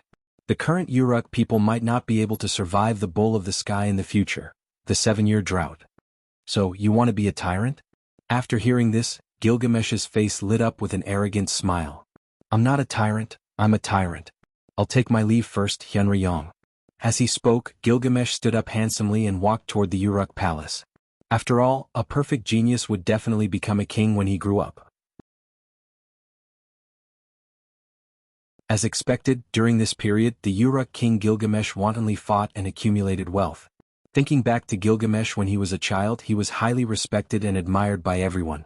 Although he was a girl, Gilgamesh was extraordinary, beautiful, and heroic. Most importantly, he was the ideal ruler of the people. The young Gilgamesh had the qualities of a king that were more outstanding than anyone else on earth. Tolerance, deep thinking, justice, and virtue. All the passers-by on the street praised her, falling head over heels for her beauty. However, this was all a plot of the gods. In order to restrict the people, the gods created Gilgamesh, who was 2/3 god and 1/3 human. They made him a king and ruled over the ignorant people, making them peaceful and believing in them. However, after he grew up, Gilgamesh realized that the people lacked some things such as the courage to face their fears. Now that Wu Ming was here, it only increased the occurrence of this matter. Hence, Gilgamesh decided to create a storm to discipline the people instead of just being a king who ruled over them. The disaster of the people came. Gilgamesh had been bullying people and tyrannizing women recently. His character had changed from being wise, gentle, tolerant, and just to arrogant and domineering. Now he often called others bastards. How should he put it? This was something worth complaining about. The hero King Gilgamesh who called others bastards, 2/3 god and 1/3 human. Just kidding? Hence one day Wuming sneaked into the dream of the sleeping Gilgamesh. Gilgamesh walked on a dark road with a bleak future. Is this my dream? Gilgamesh said. Yes Gil, this is your dream. The huge Hyenryong appeared behind Gilgamesh. Oh, is this your real body, Hyenryong? Gilgamesh crossed his arms and said with interest. How is it? Not bad, right? Ah. Wuming's dull voice began to spread. Gilgamesh, who was frowning slightly, chuckled softly and said, Don't worry. Then what are you doing in my dream, Hyenryong? Today, I snuck into your dream to tell you about the prophecy I saw today. Secondly, I came to see if you have changed.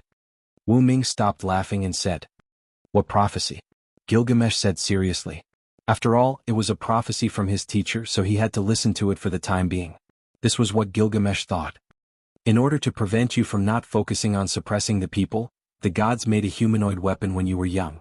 Soon, this humanoid weapon will accidentally learn of your various atrocities and come to Uruk to stop your atrocities. His name is Enkidu. Enkidu, interesting. Then let him come. Let me see if the weapon made by the gods has the strength. After that, Gilgamesh turned and walked on the dark road. You will become friends with him. Gilgamesh, who was walking forward, stopped and turned to look at Wuming. Friends, I Gilgamesh don't need friends and no one is qualified to be my friend. Gilgamesh looked at Wuming fiercely.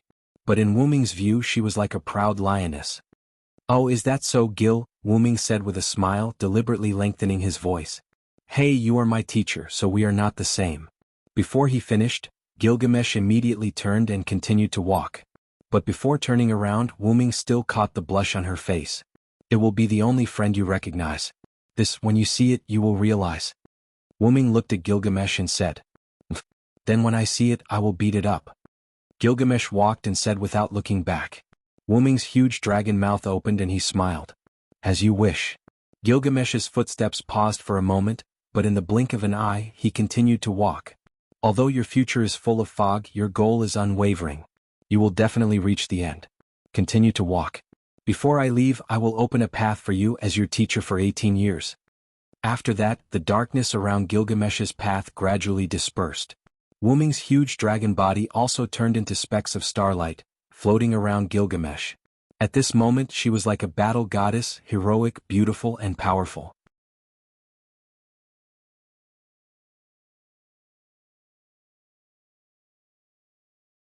Chapter 24. After Wuming snuck into Gilgamesh's dream, for a long time, Gilgamesh's behavior was slightly restrained. Although the people didn't notice, Wuming did. After that, the Enkidu that Wuming mentioned came to Uruk city. And because of Wuming's words, Gilgamesh also began to pay attention to Enkidu. On this day, Wuming was attached to a dragon-shaped puppet made by magic and flew into the palace where Gilgamesh was. Gilgamesh saw something come in, his body moved, and with a leap, he grabbed the puppet that Wuming was attached to. This is Hyenryong? You're so carefree, not only do you not need to recover, you're still in the mood to play with puppets, Gilgamesh mocked. To the outside world, Wuming announced that he was injured and needed to recover. What are you talking about? This is also a necessary lesson for self-cultivation. Look at my wings, how realistic the carvings are, and these claws. Wuming, who was grabbed by Gilgamesh, began his speech. Stop, I don't want to know the structure of this puppet. Why did you come to this king today? Do you want to see this king become friends with Enkidu? Gilgamesh swung his hand and let go of Wuming. Wuming flapped his wings and flew in front of Gilgamesh. You're so violent, I don't remember teaching you to be like this. Wuming quickly said when he saw Gilgamesh's fierce, ruby-like eyes. Ahem, actually, I'm just worried about you. I'm afraid you'll get hurt, so I'm here to make sure you don't go overboard. In fact, after Wuming told Gilgamesh about Enkidu, Wuming was worried that Gilgamesh wouldn't become friends with Enkidu, then the story would be messed up. Ugh, alright, even though the history of this world was different from the stories Wuming knew, it was still not the same. But that wasn't the point, at least Wuming didn't hate the god-made weapon called Enkidu. Wu-Ming was now almost able to use a bit of the power of the root dragon, so Wu-Ming decided that when the bull of the sky wreaks havoc in the future, he would deal with it. That way the gods wouldn't punish either Gilgamesh or Enkidu. A guy that I've never heard of could injure this king? Who do you think this king is? What a joke. Tianriyang, don't worry, this king is just going to beat it up and won't do anything to it. After all, this king is the Uruk hero king. Gilgamesh crossed his arms in front of his chest with an arrogant look. Wu-Ming looked at Gilgamesh's arms with a strange expression and muttered in a low voice. I didn't notice it before, how did it grow so fast now? What are you looking at, Tianriyang? Gilgamesh's face was slightly red as he turned his body sideways, and his arms began to cover his chest. Ahem, nothing, don't underestimate Enkidu later. After all, it was created as a god-made weapon to contain you. Underestimating it will cause you to suffer. Wu-Ming coughed and quickly changed the topic. I know, this king will be a little more serious later, just a little more. Gilgamesh's face showed an expression that said, I'll hit it a little more gently. Sure enough, Wu-Ming had already thought of Gilgamesh's awkwardness when he realized that he couldn't do anything to Enkidu for a while. Then I wish you good luck, Gil. The puppet dragon lay on Gilgamesh's head with a happy face. Hey, you can only lie there for a while, this king will go and meet that guy later. Yes, Wu-Ming found that Gilgamesh would only reveal her young girl's heart when she was alone with him. She showed the attitude of an ordinary person, not a king or a tyrant, noble, cruel, arrogant, and powerful. Wu-Ming didn't want to see Gilgamesh as a king, which made him think of Artoria. However, Wu-Ming knew that Gilgamesh was a real king, an impeccable one. He didn't want Artoria to abandon her gender and only protect her people with her sword. Gilgamesh wouldn't hide her gender. On the contrary, she would openly tell the people and lead them in two contradictory ways, which were full of warmth and cruelty. It had to be said that Gilgamesh was much better at being a king than Artoria. Artoria was only suitable to be a knight. Of course, this was only Wu-Ming's personal opinion. No matter what, as long as they wanted to, Wu-Ming would open a path for them. Wu-Ming came back to his senses and cleared his mind. Looking at the busy streets and the worried people, Wu-Ming said, I think Enkidu will come back to you in the name of the people. Gilgamesh crossed his long legs, drank the wine and said with a smile, then let him come. This king is worried that no one can entertain this king. Gilgamesh took a sip of the wine in the fancy wine glass and savored it carefully. Tianriyang, do you want a sip? Gilgamesh raised the glass and said to Wu-Ming, who was on top of his head. Forget it. This puppet doesn't have feelings. It doesn't matter if I drink or not. After saying that, Wu-Ming seemed to have sensed something. He immediately flew up from Gilgamesh's head and landed on the table in front of Gilgamesh. Gilgamesh also looked at the door. After a few seconds, a soldier came in from outside. King, someone called Enkidu is provoking you outside the palace. He said that you are cruel and heartless. He wants you to change. Gilgamesh looked at the soldier. With just a glance, the soldier lowered his head even more. Let him wait. Yes. The soldier said and quickly ran out. Gilgamesh slowly savored the wine in his hand. He wasn't in a hurry. At this time Wu-Ming spoke. How cruel are you now? Look at that soldier, he doesn't even dare to look at you. That's just because he hasn't gotten used to my changes and is afraid of angering me. It'll be fine after a while. Gilgamesh put down the empty glass and stood up. Okay, the wine is finished. It's time to let that guy called Enkidu know the name of the hero king. After saying that, he strode out of the door. Don't be careless. Shut up. Wu-Ming smiled and shook his head. He also flew out of the window. On the street, Gilgamesh stood straight in the middle of the street with his arms crossed. His golden ratio figure was exposed. He looked at the opposite side with a mocking expression. In front of him, a person with long green hair and a face that resembled a young girl stood there. He looked at Gilgamesh with a serious expression. Are you Enkidu? Are you the hero king Gilgamesh? The two sentences that were said at almost the same time collided with each other, forming an invisible pressure in the air. Interesting. Let me see what you're made of, bastard.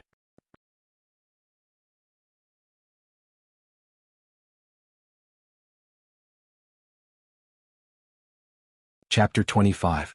However, this isn't the place to fight. Come with me. After saying that, she walked towards the stone statue. After all, this was her country, her territory. She couldn't afford to lose anything. After a while, the two of them met in front of the Tianriyang stone statue. When Gilgamesh and Enkidu arrived, Wu-Ming had already transferred his consciousness into the stone statue. After the two of them arrived, Wu-Ming used the Lune runes to create a barrier to protect the sacrificial altar from being destroyed. Then let me ask you something. What are you here for? Are you here to teach me a lesson? Gilgamesh sneered. That's right. Let me teach you a lesson for your arrogance. Finishing his words, Enkidu stomped on the ground and shot forward, charging at Gilgamesh in front of him. Gilgamesh didn't want to be left behind and rushed towards him as well. Dong! The two of them collided and created a strong gust of wind that blew away everything around them. The huge Hyenryong stone statue shook slightly, but it quickly stabilized. During the confrontation, Gilgamesh looked into Enkidu's golden eyes. Gilgamesh saw understanding in those eyes, as if Enkidu had already seen through him. Gilgamesh couldn't help but be enraged. Gilgamesh exerted force and pushed Enkidu away. With a wave of his hand, golden ripples appeared behind him. Blades, spears, swords, and halberds that could be considered treasures slowly emerged from the golden ripples. Gilgamesh grabbed one of them and charged at Enkidu again, while the rest of the treasures shot out one after another. Their target was Enkidu. Enkidu saw the incoming swords, spears, swords, and halberds, as well as Gilgamesh who was charging at him with a sword in his hand. However, he didn't panic. He only touched the ground with one hand, and in an instant, swords made of mud appeared from the ground. Enkidu grabbed one of them and charged at Gilgamesh. Bam bam bam bam bam. One by one, the treasures collided with the treasures made of earth, creating sonic booms. Gilgamesh and Enki were also engaged in battle. Saber chi and sword chi swirled in the air. Slowly, Wu-Ming's protection started to lose its effect. The Lune runes were violently destroyed and cracks appeared on the ground. Ridiculous. You're just a piece of mud and pebble. How dare you compare yourself to me? Gilgamesh seemed to have met an evenly matched opponent. At this moment, Gilgamesh's face was filled with shock and anger. Enkidu didn't say anything. Instead, he faced Gilgamesh's endless attacks. Bam, bam, bam, bam, bam, bam, bam, bam. Gilgamesh and Enkidu's fight became more and more intense. Wu-Ming, who possessed the Hyenryong stone statue, was speechless. Just like that, Gilgamesh and Enkidu fought on the Hyenryong sacrificial altar for an entire day. The sounds of swords clashing echoed throughout the Uruk, making the Uruk citizens very uneasy. Finally, the sounds of swords and sabers stopped. Gilgamesh stood tiredly. His clothes were badly damaged and couldn't cover anything. Enkidu was the same. His body was lacking in weight and his clothes couldn't cover his body. After all, the swords and sabers were made from Enkidu's own soil. After a moment, Gilgamesh looked at Enkidu and laughed happily. This surprised Wu-Ming. Ha ha ha ha. Gilgamesh lay on the ground while laughing. However, as if there was something supporting him, he slowly lay down. At the same time, a piece of white cloth wrapped around Gilgamesh. This is our last move, right? If we don't have anything to protect, we'll just end up with two more stupid corpses. Gilgamesh said with a smile. Then how about we end it with a draw? Enkidu thought for a moment and said. Then he followed Gilgamesh's movement and lay down. But in the next moment, Enkidu felt a force supporting him from the huge stone statue. At the same time, a piece of white cloth appeared out of nowhere and wrapped around him. That must be Hyenryong. So gentle. After resting for a moment, Enkidu suddenly said. Won't you feel bad about using up those treasures? Gilgamesh lay on the slightly messy Hyenryong altar and laughed. What's the big deal? If the opponent is worth it, I'll even use up all the things in the Gate of Babylon. Is that so? You're interesting. Enkidu's clear voice said something that Garen didn't understand. Hearing the conversation between Gilgamesh and Enkidu while lying on the ground, Wu-Ming suddenly had a wicked idea. Hyenryong's stone statue suddenly emitted a golden light. Gilgamesh and Enkidu subconsciously turned their heads away. After the golden light faded, two people appeared in front of the statue. After seeing the two people, Gilgamesh and Enkidu were stunned. Golden hair, ruby-like eyes filled with deathly stillness, and a face that resembled Gilgamesh's. If one were to say that these two were Gilgamesh's younger brother or elder brother, no one would doubt it.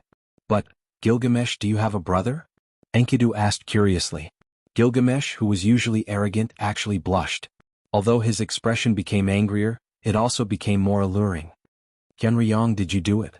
Gilgamesh roared. After being roared at by Gilgamesh, the two people seemed to have woken up, and their eyes regained their vigor. One of them spoke. Ha ha, these are the dolls that I made earlier to make it easier for me to possess. I modified them just now to make these two dolls more realistic. Then the other puppet said, "Don't worry. I saw that you two were tired from fighting, so I was going to send you two to the palace to rest."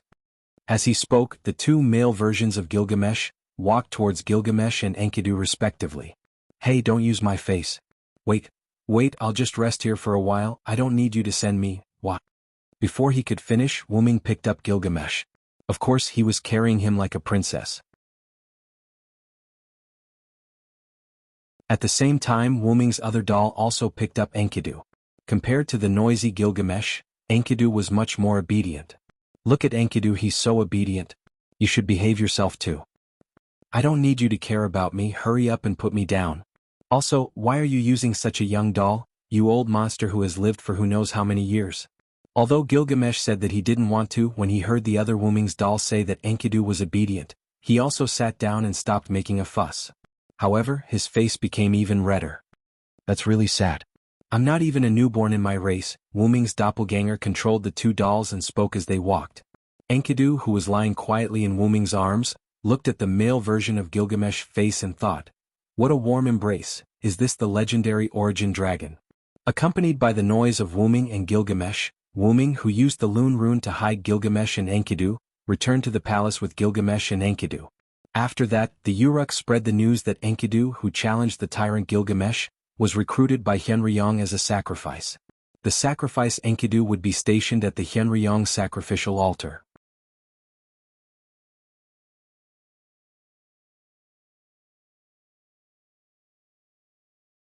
Chapter 26. After crossing the Tigris River, Gilgamesh and Enkidu walked into a mountain called Zagros Mountain. The mountain was filled with cedar trees. Since Funbaba, the mythical creature of the forest, lived here, these cedar trees were growing very well. There were also signs of small animals moving around in the cedar forest. So this is the cedar forest where Funbaba lives. What a beautiful scenery. It seems like Funbaba lives up to its name as the mythical creature of the forest. Gilgamesh complimented without hesitation. Gilgamesh was never stingy with his compliments. "Yes, I passed by this place when I was traveling.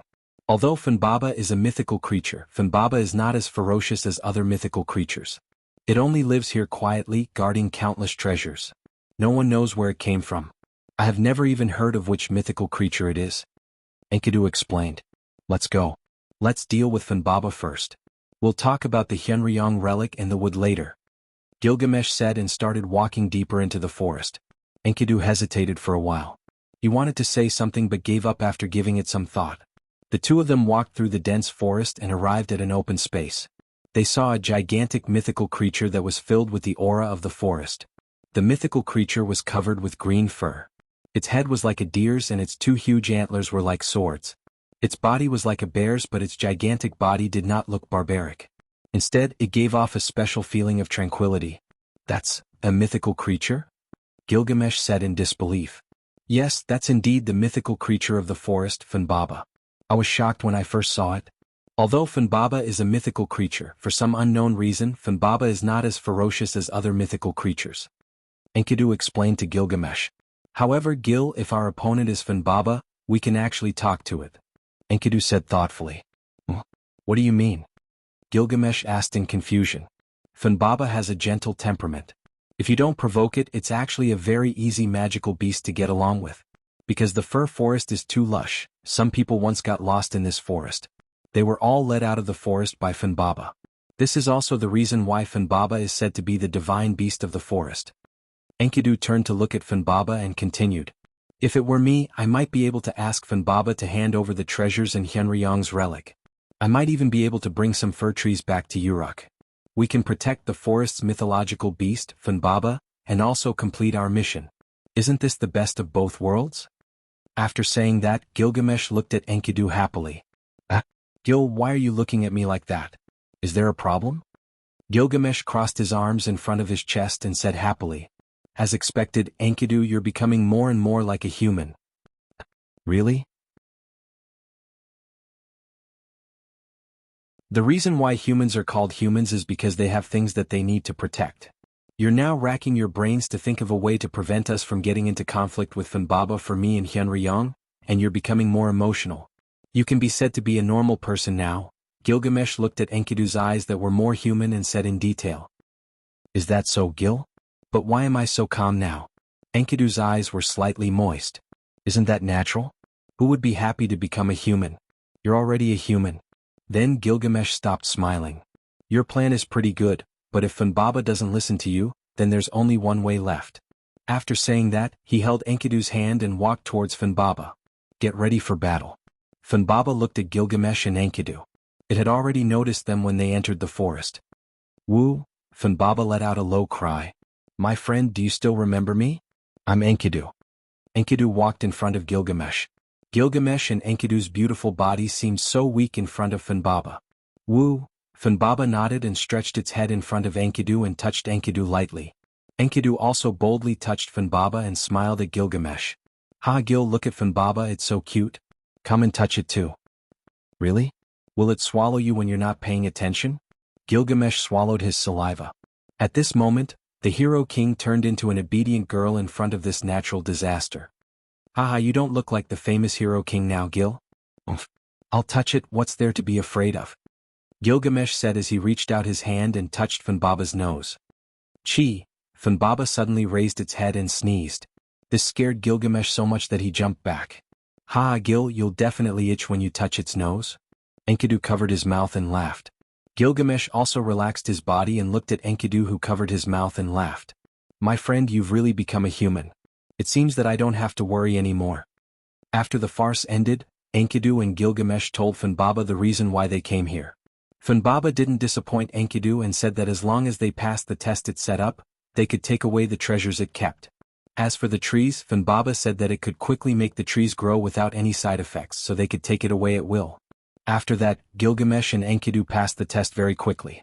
After all, both of them were not evil people. Naturally, they passed the test set up by Fanbaba very quickly. During the test of strength with Fanbaba, the cloth that Enkidu wrapped around Wuming's sacred sword, X-Silver, was damaged during the battle and revealed the X-Silver.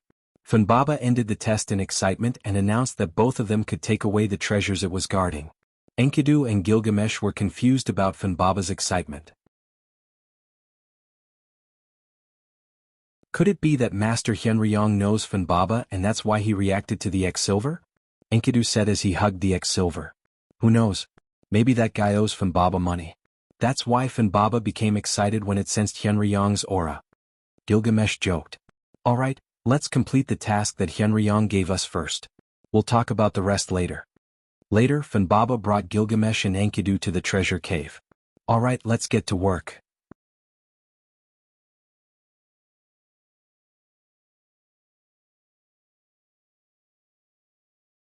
Chapter 27. As he spoke, Gilgamesh placed one of his hands in front of him as if he was holding something. He clenched his fist and turned it around. After a series of mechanical clicks, a strange sword appeared in Gilgamesh's hand. Rather than calling it a sword hilt, it was more like a tool handle. Rather than calling it the heart of the sword, it was more like a cylinder with a precise structure. This was the key of the king's law that Gilgamesh had. It was one of the treasures of Babylon, the key to open and close the gate of Babylon. The gate was connected to the golden capital of Babylon, and there were a lot of treasures inside. Open Gate of Babylon. Following Gilgamesh's command, the key of the king's law began to move. The treasures in the cave were stored into the gate of Babylon one by one. Meanwhile, Enkidu was observing the weapons stored in the gate of Babylon to see if there were any weapons with X-Silver's aura. With meticulous manipulation, Gilgamesh and Enkidu took 3 days to store all the treasures into the gate of Babylon. However, the two of them began to discuss with a frown. Fanbaba was lying on an empty ground, basking in the sun comfortably. Why isn't there any? It shouldn't be. Enkidu hugged X-Silver and leaned against Fanbaba's stomach. Could it be that Hyunryong made a mistake? Gilgamesh leaned against a rock and rubbed his chin with one hand. I don't think so. After all, it's an important treasure of Master Hyunryong. There shouldn't be a mistake. After all, even Master Hyunryong knew that the noble phantasm was with Fanbaba. Enkidu shook his head. As it heard its name, Fanbaba, who was basking in the sun, let out a deep cry. Woo, sorry for disturbing you. Ugh.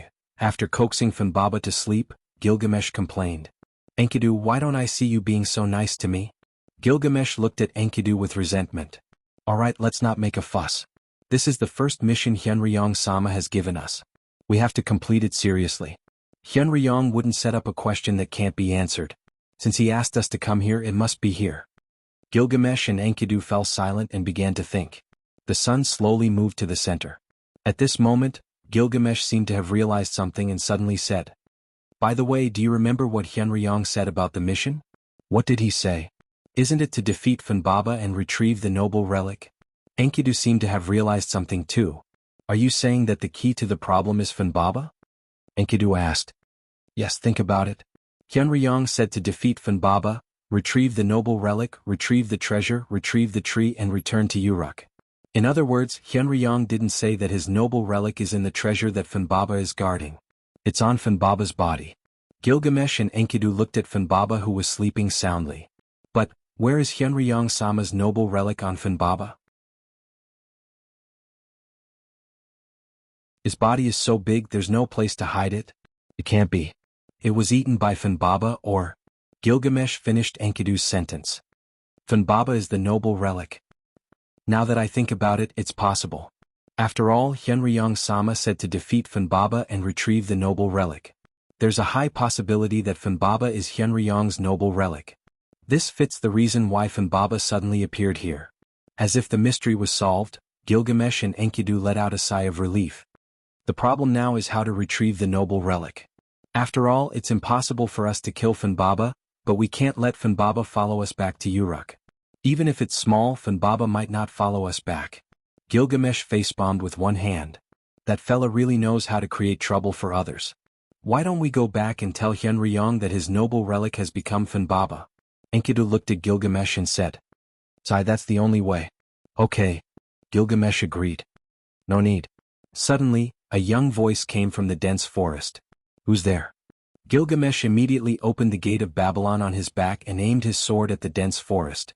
Enkidu stood up immediately and held the hilt of X-silver with both of his hands, aiming it at the source of the voice. After some rustling, a young man with black hair and black eyes and a linen shirt walked out. He seemed to be about the same age as Gilgamesh and Enkidu. As for Funbaba, it raised its head and looked at the source of the voice. Its eyes were filled with excitement. After seeing the face of the newcomer, it immediately rushed over. "Wait, Funbaba." However, what happened next shocked Gilgamesh and Enkidu. "Woo, woo, woo, good, good, good." Funbaba's huge head kept rubbing against the young man, and the young man kept stroking the Funbaba. It was a scene of a master and a pet getting along well. Could it be? "You're Hyunryong, master." Gilgamesh and Enkidu said in unison. "Yo." Gilgamesh Shaoan. Wuming stroked Funbaba's head and raised his hand to greet Gilgamesh and Enkidu. At this moment, Gilgamesh and Enkidu were really stunned. "So, you turned back into a dragon because of that guy called Morgan Leifi, and now you can control your ability and turn back into a human?" This was because Wuming told Gilgamesh and Enkidu the truth, and also told them his name. Therefore, Gilgamesh said with an "I'm very unhappy" expression. "This is unbelievable, Xian. Master Wuming." Enkidu also looked shocked. After all, Wuming's transmigration was not something that anyone could do. "About that, I'm sorry for hiding it from you for so long." Wuming smiled bitterly and kept apologizing. "Don't expect me to forgive you so easily. Thieves who lie to the king must be punished severely." Gilgamesh stared at Wuming with her beautiful eyes. However, this did not make Wuming back down. Instead, he looked at Gilgamesh with interest. "Alright, Gil, Master Wuming didn't do it on purpose. Let's put this matter to rest." "Nah." Enkidu smiled at the two of them and tilted his head. This made Wuming and Gilgamesh blush. After all, after Enkidu became a woman, her charm was too great. "So, is Funbaba your noble phantasm, Wuming?" Gilgamesh was still not used to Hyunryong's new name. She stuttered as she spoke. "Well, actually, I only found the exact location of my noble phantasm. I only found out that Funbaba was my noble phantasm when I secretly followed you guys here. No, strictly speaking, my noble phantasm and Funbaba had merged." After Wuming saw Funbaba, the connection between the noble phantasm and its owner was immediately connected. Therefore, Wuming finally confirmed that Funbaba was the noble phantasm. "Merged?" Enkidu said. "Yes, although I don't know, Funbaba is my Yggdrasil." After saying that, Funbaba rubbed Wuming again. "Alright, let's go back. Funbaba can continue to stay here." Wuming also hoped that his noble phantasm would be more flexible. Therefore he decided to leave Fanbaba in the fir forest for the time being. Gilgamesh and Enkidu looked at each other and sighed. They did not say anything. After all, they had been busy for a few days because of Wuming's noble phantasm. Wuming asked Fanbaba to create a large number of trees. After that, Gilgamesh and Enkidu brought a large amount of wood back to Uruk. Meanwhile, Wuming transformed back into his dragon form and returned to the mountain palace.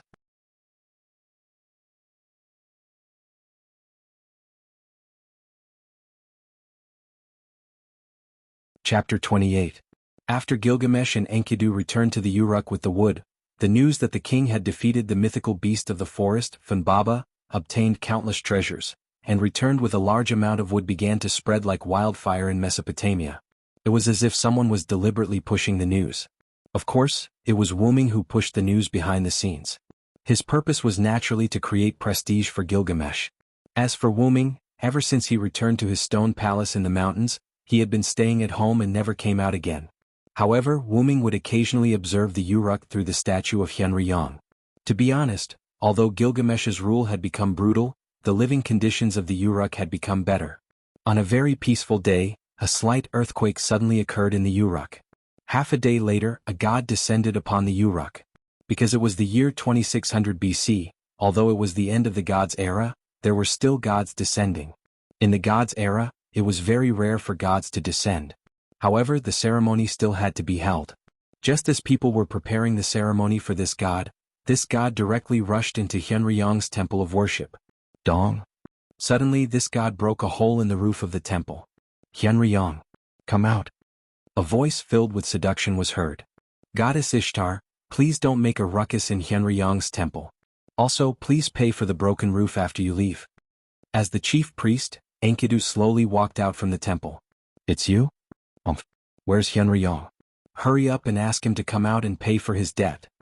Ishtar angrily said to Enkidu while floating in the air on the legendary heavenly boat, Anna. However, Ishtar seemed to have recognized Enkidu. Lord Hyunryong is here. If you're sincere you can see him. If you're not sincere you can't see him. Enkidu seemed to hate Ishtar very much and his tone was very unpleasant. I don't care if he's sincere or not. If he doesn't come out, I'll smash his temple. Ishtar looked like she was about to fight, as if she was really going to smash this place. Who is it? Why are you so angry? Oh, it's Ishtar. What brings you here? A shadow appeared on the statue in the center, and Wuming temporarily possessed it. Hyunryong. But the hero king you mentioned was a boy. Why is he a girl now? Ishtar angrily roared as if she had been deceived. Ahem, I thought you would come to me earlier. However, I was also kept in the dark about this. I didn't know that Gilgamesh was a girl. After all, Gilgamesh was only 3 years old when you met her. The shadow flickered. Wuming guessed that with Ishtar's personality she must have gotten into some trouble that caused her to not pay attention to the Uruk for the past few years. To be honest, the past few years were just a nap for a god. Humph. Let me tell you, I've already destroyed Abifu Mountain. This is only the interest. I don't want anything else. I heard that the hero king is a peerless beauty. If you let her follow me and become my maid, I might consider forgiving you. Who do you think you are? You want Gil to serve you? Enkidu's little face was filled with anger. That's right, Ishtar. Don't even think about Gilgamesh. I won't allow it.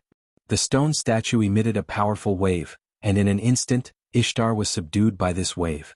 All right then. Just you wait. After saying that, Ishtar rode the sky ship horse Anna and left through the opening. With a flash of light, the shadow on the statue turned into a human figure and landed beside Enkidu. It seems that the earthquake from before was caused by the destruction of Abifu Mountain.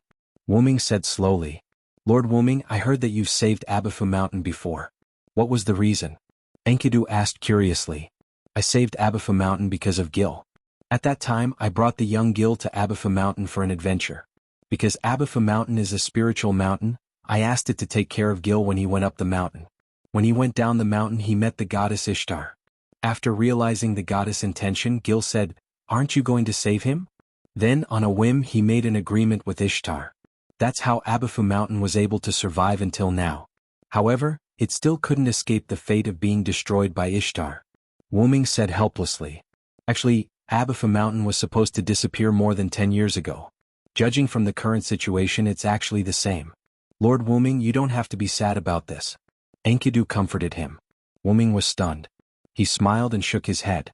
He wanted to say something but his mouth was suddenly stuck. Wuming suddenly thought of an idea. I'm so sad. I need a caring kiss to recover. This time Enkidu was helpless. Really, Lord Wuming, are you a child? Although he said that, Enkidu still tiptoed and kissed Wuming on the lips. This time Wuming was nervous again. After all, he only wanted to make a joke. He didn't expect Enkidu to really kiss him. However, Wuming wasn't the kind of person who wouldn't eat meat that was already in his mouth. Wuming hugged Enkidu, who was kissing with his eyes closed. This scared Enkidu so much that he wanted to retreat. However, Wuming's big hands directly hugged Enkidu. Enkidu was nervous at first, but then he wrapped his hands around Wuming's neck. The two of them started a French kiss in the hall. Wuming, I heard that Ishtar was here. What is she doing here? Suddenly, a clear female voice came from outside the hall. Wuming and Enkidu were so scared that they quickly separated from each other. Gilgamesh walked into the lookout hall. The first thing he saw was a blushing Enkidu and a nonchalant Wuming. Gilgamesh frowned and said, "You guys are so strange. Did something happen when I wasn't here?" Enkidu quickly waved his hands. However, there was still a lingering charm on his face that couldn't dissipate. How could that be? Right, Gil, why did you come to the lookout hall? Yeah, Gil, did you miss me? Wuming also asked. No, to be precise, he was teasing him. Who would miss you? You narcissist. This made Gilgamesh's face turn red. However, he didn't care about what Gilgamesh had noticed before. I saw a stream of light crash into the lookout hall. I instantly guessed that it was Ishtar. However, what is she doing here? Although she is the Uruk city god, she hasn't appeared for a long time. I thought that guy was dead. Gilgamesh said with an arrogant expression. Wuming bet that if Ishtar heard this, she would definitely go crazy. Coughed, she's here to settle old scores. She used the incident at Abifu Mountain many years ago to blackmail you. She said that she wants you to be her servant. Wuming said indifferently. What? Who does she think she is? She wants this king to be her servant. I am the hero king. How dare she humiliate me like this? Sure enough, there are no good gods. Gilgamesh was angry when he heard this. He also glared at Wuming. What does it have to do with me? Wuming thought. Although Ishtar was scared away by me, she must have gone to find her father god. With the god's love for Ishtar, plus the relationship between Enkidu and Gilgamesh, the gods will definitely take advantage of this opportunity. This time the Uruk may face a disaster. Wuming frowned and said. Wuming-sama is right. I even suspect that Ishtar came to ask for Gil because of father god Enkidu's idea. He wants to bring back Gil, who is the Sky Wedge. Enkidu's words were not unreasonable. After all, Enkidu's mission when he came to the Uruk was to bring Gilgamesh back to the gods. Well, I know. I will pay attention to the Uruk during this time. There is no other way. Just act according to the situation. Wuming looked at the stormy weather outside and said slowly, the Uruk is going to change.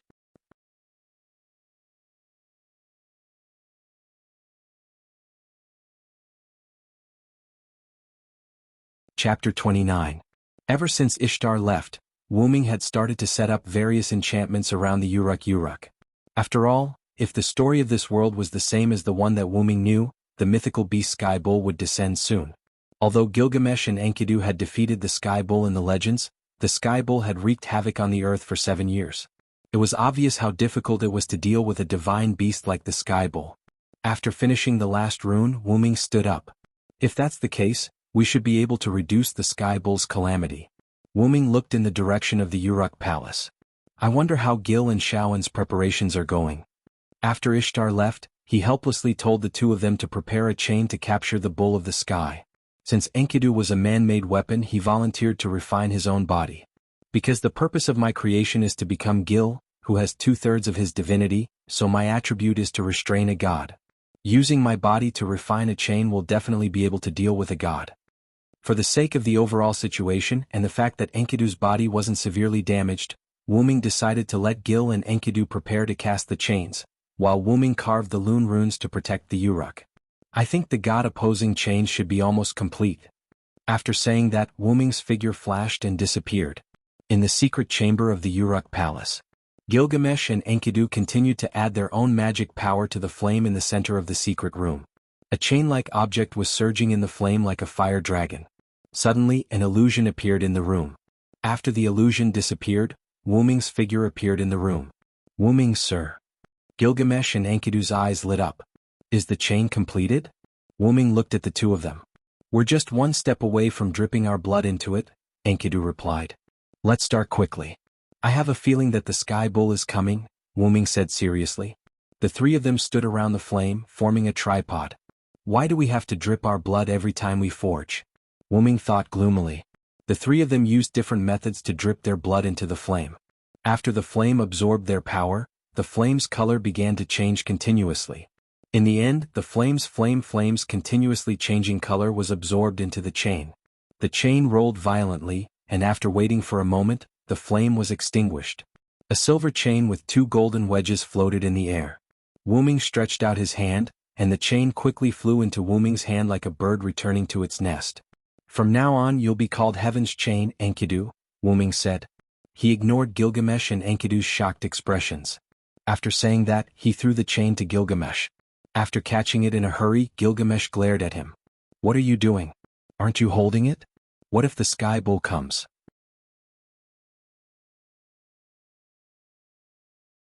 Wu Ming shook his head and said, This chain is for you to use, Gil. Wu Ming continued. Because Enkidu can't participate in the battle, I'm going to return to my dragon form to deal with the Sky Bull. Is that okay? Will it cause any harm to your body, Lord Wu Ming? Enkidu asked with concern. Wu Ming had told Gilgamesh and Enkidu the reason why Enkidu couldn't participate in the battle. In that case, Gilgamesh and Wu Ming would be the ones to deal with the Sky Bull. Even if the gods wanted to punish Gilgamesh, they wouldn't be able to do it. After all, they needed a king that could connect the gods and humans, and Gilgamesh was not a candidate. As for Wu Ming as the origin dragon, the gods were just ants. Well, that was in front of the adult, origin dragon. But even if it was Wu Ming, he could still run away if he couldn't win. Don't worry, ever since I accidentally turned into my adult dragon form and used my own power to transform back, I've mastered the method to transform myself. Don't worry about me, Wu Ming patted Enkidu's head and smiled. Enkidu blushed at first, but then he smiled. It's good that Lord Wu Ming is fine. Looking at Wu Ming and Enkidu, who were enjoying their lovey-dovey moment, Gilgamesh frowned and suddenly shouted. Hey, why don't you find a place to show off your affection? Can't you see that I'm still here? Gilgamesh snorted and walked out of the secret room with Enkidu. Is Gil jealous? Wu Ming and Enkidu looked at each other and laughed. At this moment in the sky above the Uruk, the wind and clouds surged, lightning flashed and thunder rumbled. The figure of a bull seemed to be coming out of the clouds. Gilgamesh hurriedly returned to the secret room. Wu Ming, it seems like the bull of heaven you were talking about is here. Gilgamesh said with a serious expression. Let's go. Let's meet this bull. Moo. A loud sound that sounded like a bull's moo came from the clouds. A huge hoof of a bull fell from the clouds. A cloud of dust flew into the air. Dong. Then the full appearance of the Sky Bull was revealed. This was a divine ox with a graceful bearing, full of a peculiar sense of beauty. Its horns and hooves were all golden in color. Wherever it stepped, the ground began to dry up, and wherever it passed, the rivers began to dry up. This was the Sky Bull, the Uruk's bull of disaster. What's that? Is this God's punishment? God, please protect us. After seeing the disaster brought by the Sky Bull, the Uruk citizens began to worship the gods. Just as they knelt down and prayed to the gods, a golden light flew into the sky. Stand up and hide in your rooms. This is only a demon beast. Watch this king kill it. Gilgamesh had a silver chain wrapped around her arm. She waved her small hand and gave orders to the Uruk citizens. Although Gilgamesh's temperament changed greatly after she became an adult, she was still the Uruk hero king. Although the citizens were afraid of Gilgamesh, they trusted her more. They trusted their king. After the citizens hid, the chain on Gilgamesh's hand began to dance in the air. Crash. After the sound of chains colliding, the Sky Bull was tightly bound by the Enkidu. The Sky Bull couldn't help but howl angrily. Moo. It was hard to say whether the Sky Bull was powerful or the Enkidu was weak. The Sky Bull was breaking free from the Enkidu bit by bit. Roar. At this moment, a powerful dragon's roar was heard. A silver-white, noble and mysterious dragon flew towards the direction of the Bull of Heaven. At this moment, the bolder Uruk citizens began to pay attention to this disaster. That's Lord Hyunryong. No one knew who said this, but the Uruk citizens walked out of their houses one by one and began to pray to Wu Ming. Wu Ming began to fight with the Sky Bull. Both sides fought back and forth, but because of the Enkidu, the Bull of Heaven's strength was reduced by 80% to 90%. The Bull of Heaven was at a disadvantage. In the end, Wu Ming's claw pierced through the Sky Bull's heart. Following the Sky Bull's low cry, the Sky Bull collapsed. Uruk citizens. This bull was created by the gods to destroy you. The gods no longer need you. Only I, the legendary origin dragon, have made a contract with your king Gilgamesh to protect you. Remember my words and worship your king. Hero King. Hero King. Hero King. Wu Ming stood on the corpse of the Sky Bull while Gilgamesh stood on Wu Ming's head and received the cheers of the Uruk citizens. The sun shone on Gilgamesh. At this moment she was like a saintess, beautiful and powerful.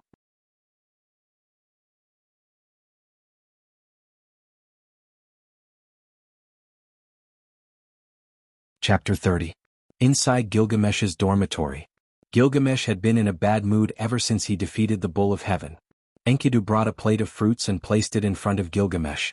Enkidu looked at the depressed Gilgamesh and couldn't help but ask, "What's wrong, Gil? You've been like this ever since you defeated the Bull of Heaven." Gilgamesh picked up a piece of fruit and bit into it. Wu Ming was the one who took the credit for defeating the Bull of Heaven, but in the end he let me receive the cheers of the people. If it wasn't for the Uruk, I wouldn't have accepted this kind of stolen credit. Enkidu sat next to Gilgamesh and held her hand. "So you know it's for the Uruk people. Look, I even showed my face. But I'm the Hero King, how can I accept this kind of fake honor? Gilgamesh is such a tsundere." Enkidu thought to himself. "Actually, this is your honor. Think about it, Lord Wu Ming is now inseparable from you. You're bound together for good or ill. It can be said that the two of you are now united. Don't you feel happy?" Enkidu asked with a smile. "Yes, Lord Wu Ming. Together. Together. Oh, who wants to be with him? But if you think about it carefully for the sake of the Uruk, I'll reluctantly accept it." Wu Ming, Sama was right, Gilgamesh is indeed the easiest woman to deal with in the entire Uruk. Enkidu thought. "Oh right, where's the Bull of Heaven's corpse? Where did Wu Ming put it?" Gilgamesh asked curiously. Master Wu Ming said that the Sky Bull's body is full of treasures. According to Master Wu Ming, the corpse of the Sky Bull has been sealed with a magic scroll for future use. Enkidu said as he wiped the cold sweat off his forehead. "Why didn't I realize that Lord Wu Ming was so thrifty? By the way, Enkidu." "Yes. What's wrong, Gil?" As he spoke, Gilgamesh opened the gate of Babylon behind him, or rather, the gate of Babylon, and reached his hand into it as if he was groping for something. A moment later, a silver chain appeared in Gilgamesh's hand. "The chain is here, your stuff." After all, it was a chain forged from a part of Enkidu's body, so Gilgamesh believed that its owner was Enkidu. However, in this situation, Enkidu only smiled and pushed his hand away, rejecting Gilgamesh. "This is the proof of our friendship. It belongs to you, Gil." Gilgamesh also smiled. "I knew you would say that. However, this chain is more useful to Wu Ming, so I've decided to give it to him." Gilgamesh's words stunned Enkidu. "That's right, as the origin dragon, Lord Wu Ming will definitely have countless adventures in the future. As a divine weapon, Enkidu will definitely be very useful." Gil, take this, Enkidu. As for Master Wu Ming, I'll think of something." As he finished speaking, Enkidu's gaze became firm. Gilgamesh seemed to have noticed something. After a moment of silence, he sighed. "You've decided." A few days later, Ishtar drove the heavenly ship Anna to the Hyunryong Palace once again. However, this time, Ishtar's attitude was very respectful. Although Enkidu did not like Ishtar, she still came to Wu Ming respectfully. Enkidu led Ishtar to the Hyunryong statue. "Master Hyunryong, even if you win this time, can you return the corpse of the heavenly bull to me?" An unnatural smile appeared on Ishtar's beautiful face.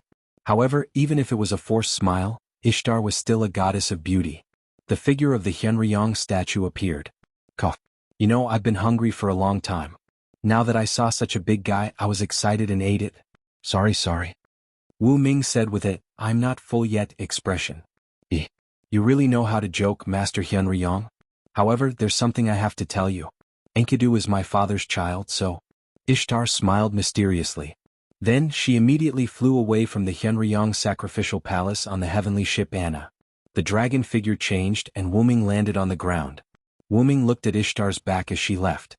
He could not get over it for a long time. "Could it be that the gods are going to attack you, Enkidu?" Enkidu, who was standing at the side, only smiled calmly after hearing this. That beautiful face made Wuming feel like he was a god. Master Wuming, don't worry. Although I'm still a divine weapon created by the gods, because of you, I've become the human girl Enkidu. Enkidu leaned close to Wuming and hugged him. Enkidu is willing to become the heavenly lock and accompany you. Please forgive my willfulness, Master Wuming. After a while, Wuming also hugged Enkidu. You're such a silly girl. Gilgamesh stood outside the Hyunryong palace with his back against the wall. He looked at the sky. I wish you happiness, my friend. 3 days later, the gods used the chain used to subdue the heavenly bull for Enkidu. Gilgamesh and Hyunryong were essential figures in the Uruk. They decided to punish Enkidu by turning her back into dirt and returning her to the earth. Ever since the Uruk high priest Enkidu disappeared, the newly appointed high priest Dushili discovered that there was an additional silver chain on the stone statue of Hyunryong. Because the stone statue was lifelike, and the silver chain made it look even more lively. Because of the pain of his friend's departure and the revelation given by Hyunryong, the Uruk king Gilgamesh abandoned his people and began his journey to find the immortal grass of immortality. After going through untold hardships to obtain the immortal grass, he was eaten by a snake because of his carelessness. King Gilgamesh was enlightened and returned to the Uruk, which was still prosperous because of Hyunryong's protection. He focused on governing the Uruk and died a good death. Hyunryong also protected the Uruk until the connection between the people and the gods was severed. In the end, the people abandoned Hyunryong. Hyunryong also abandoned the humans and left the Uruk. In the end, the Uruk dynasty was destroyed. The legend of the origin dragon Uruk Hyunryong began in a new place. You're tuning in to the Han Lee's Wuxia Adventures YouTube channel. We're so grateful for your support, and don't forget to subscribe to join us on this incredible journey through captivating stories. Your generosity through donations truly makes a world of difference, as it's the primary source of revenue that allows me to expand and enhance this channel for you. Thank you from the bottom of my heart for being a part of this adventure.